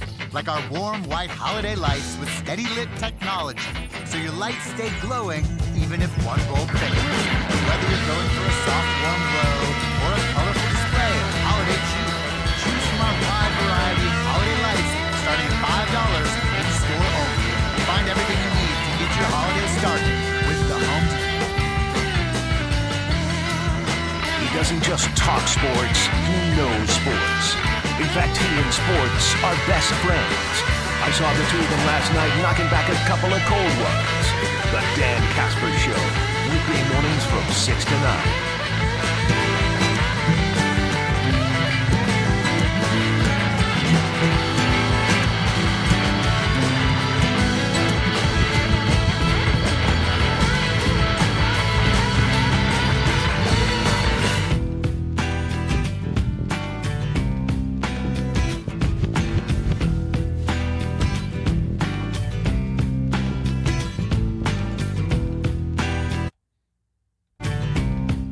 Let's wrap it up with some picks and predicts here this morning. Got some hoops games. We'll throw in some NHL games. We've got World Series Game 5, pivotal Game 5 of the World Series. Let's start it off with the NHL. Just one game tonight. Toronto, Columbus. I'll go with Columbus. Why not? Let's roll with Columbus. So let's do some NBA games. Got a few more of those besides just one NHL game coming up tonight. Houston at Toronto. I'll roll with the Rockets. We've got the Cavs taking on the Boston Celtics. I'm going to roll with Cleveland. Orlando at Detroit. I'm going to go with the Magic. Atlanta taking on Brooklyn. Let's go with, Atlanta. Sacramento taking on Chicago. I'm going to go with the Bulls. Pacers taking on the Mavericks. Give me the Dallas Mavericks. New Orleans taking on Denver. I'm going to go Denver. Portland at Utah. Let's go with... I'm going to go... Utah's bad. I'll go Portland. Lakers, Timberwolves. In Minnesota, give me the T-Wolves. And then Memphis taking on the Phoenix Suns. I'm going to go Memphis. I'll go with Memphis at this one. All right. Finally, Game 5, World Series tonight. It's a rematch from Game 1 with the pitching department. I think Blake Snell's going to pitch better. So I'm going to go with the Dodgers to pick up a victory before the series moves back to Toronto. I hope I'm wrong, kind of like what I was yesterday. Maybe it'll be a little reverse psychology and such, but I feel like Blake Snell is going to pitch better than he did in Game 1 and bounce back and lead the Dodgers to victory. So, by the way, Jake from State Farm, if you're listening, how did hunting go last week for you on Friday? I'm assuming you didn't get anything. Otherwise, I'm sure my the Facebook or the texting line would have been just flooded with messages and pictures and bragging and all that sort of stuff. So, which is a reminder, if you do have any luck out in the woods, if you get one, get a deer, or if you got a sweet trail cam photo too, because I know they're moving. My trail cam is lighting it up right now, and you want to share it, you want to brag, email it or hit me up on the Facebook page. That's the easiest way to do it. Okay, that's the easiest way.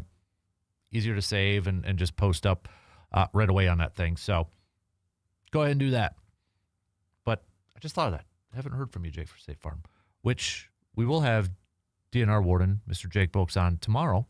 So if you have any questions that you would like to ask him, text those on over, and we'll get those to Jake. Those, got to get those ahead of time so we can get those to Jake and help you answer some questions. Maybe you're going to be hitting the woods more with bow season, with the bucks moving around a little bit more. I had a deer in my yard right at the end of my driveway. Scared the crap out of me walking out there at 3-something this morning in the dark. So they're definitely moving a little bit more. Also tonight, we've got the Badger men's basketball team. They're going to be taking on Platteville. That's going to be at the Cole Center tonight. We know college basketball season is getting closer and closer when we have when we have that matchup where the Blue Gold men's basketball team takes on one of the WIAC basketball teams. So I'm excited for Blue Gold basketball to kick off. I should say tip off for the men's team. They're going to get going, taking on St. Norbert already next Friday, November 7th. That's going to be in Eau Claire at the Sonateg Center. So I'm excited about this men's team. Year 2 under Coach Zach. It should be a lot of fun. And for Blue Gold women's basketball, too, a couple of big-time additions on the coaching staff, assistant coaching staff this year to help out Coach England. So they're also going to get going with the UWC tip-off tournament next weekend. So basketball season right around the corner for not only D1, D3, but also we're going to be getting closer for the high school season, too. And I know for Blue Gold hockey, they've been getting some exhibition games going in. The men's team going up against University of Dubuque and such. They got St. Olaf coming up next Friday. Same with the women's team. They're going to get going here too. So fall sports, football and that still going, but we're talking next week into the winter sports season. So, but yeah, I can't wait to get over the Sonateg and watch some hoops this year. I got some high expectations for this Blue Gold men's basketball team and women's team this year too. So, all right, what else do we got going on over here? Getting game time for tonight, World Series. You're looking at 7 p.m. No Bucks game tonight, so don't have to worry about that. Kind of like what it was last night. That's why it's always good. You can listen to the Bucks game on the radio dials, 105.1 FM, 790 AM, and then watch the game on the television. So, but Bucks will be back at it tomorrow, still at home in Milwaukee, taking on the Golden State Warriors. Should be another good one going up against Steph Curry and the Warriors. So Bucks will look to go 4-1. So also I should note too, we got Blue Gold volleyball tonight at the Sonateg.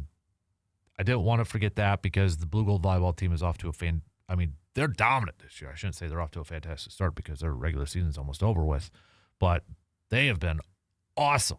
One of the best teams in the country. If you have not checked them out yet, Sonateg tonight, 7 p.m., going up against UW Platteville. Go check it out. Packers will be back at practice tonight. We'll get a glimpse, or this afternoon, we'll get a glimpse whether Lucas Van Ness is going to be able to return to practice, maybe a Dontavian Wicks. Those are the two big names, unless there was something that happened from Sunday that's going to keep somebody out. Don't fret too much if somebody doesn't practice today because it is Wednesday. It's just the first day. Tomorrow's the big one, but it's also a good indication if guys like Lucas Van Ness, if they return to the field today, it might bode well for their return this Sunday going up against the Carolina Panthers. So we'll see if either him or Wicks is able to go. And hopefully there's nobody else added to the injury report from Sunday's game. I know Zach Tom got banged up, but then he ended up returning to the game. So fingers crossed that he's good to go for this upcoming week. And I don't want to overlook Carolina. I don't.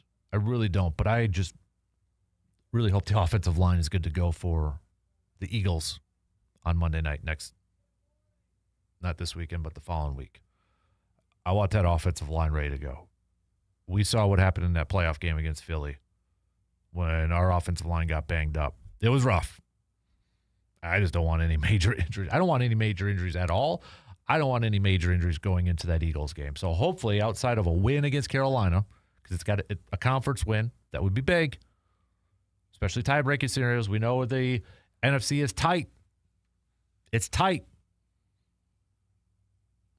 Tiebreakers may come into play, and one of those tiebreakers is going to be conference records.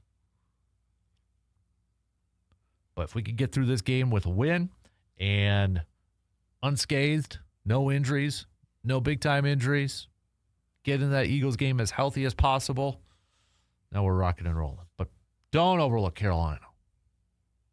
Do not overlook Carolina. I think what's going to help Green Bay is that they are playing at Lambeau Field for this one. If it was on the road, I'd be a little bit nervous, but and then we'll see if Bryce Young is going to be able to practice this week and give it a go for the Panthers, or are they going to have to Packers are going to have to prepare for Andy Dalton in this game. So, but Panthers 4-4 this year. They're definitely a team that, I know it's only a 500 record, but playing a little bit better than I thought they were going to this year. It's not going to be a pushover. Expect their best. Especially Green Bay's a team that's going to have a target on their back. You're going to get your best from any team, regardless of how good or poor, whatever their records are. There's just an added extra little bit of motivation for those teams when they're going up against a team like Green Bay. All right, that's going to do it for us. Appreciate y'all hanging out, hitting us up with some messages, regardless of what the messages said, and texting on the YouTube chat, all that good stuff. Let's do it again. Same place at same time tomorrow morning for a little Thursday action.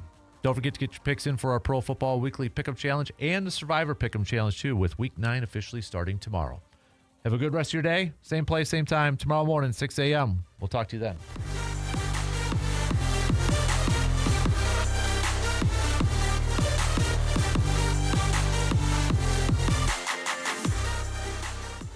WAYY Eau Claire, W286CK Eau Claire, Sports Talk 105.1 and 790 AM. This is a Wisconsin Sports Zone update. Well, the Milwaukee Bucks would bounce back from their first loss of the season as they would erase a 12-point halftime deficit and beat the New York Knicks 121-111 last night at the Pfizer Forum. Giannis Antetokounmpo scored 37 points, had 8 rebounds and 7 assists, and acknowledged that this win had a little more significance because the Knicks swept them last season. In order for us to be one of the best teams in the league or in the East, we have to beat the best teams. Both teams last year, I think they swept us. Knicks did not just sweep us, they beat us really, really well. And this year is totally different. This year, as I said last game, no excuses, doesn't matter who plays. You know, as long as we dress up and we show up, we got to play hard, and we got to try to win games. The Bucks now sit 3-1 on the year and will host the Golden State Warriors tomorrow. Turning to Wisconsin basketball.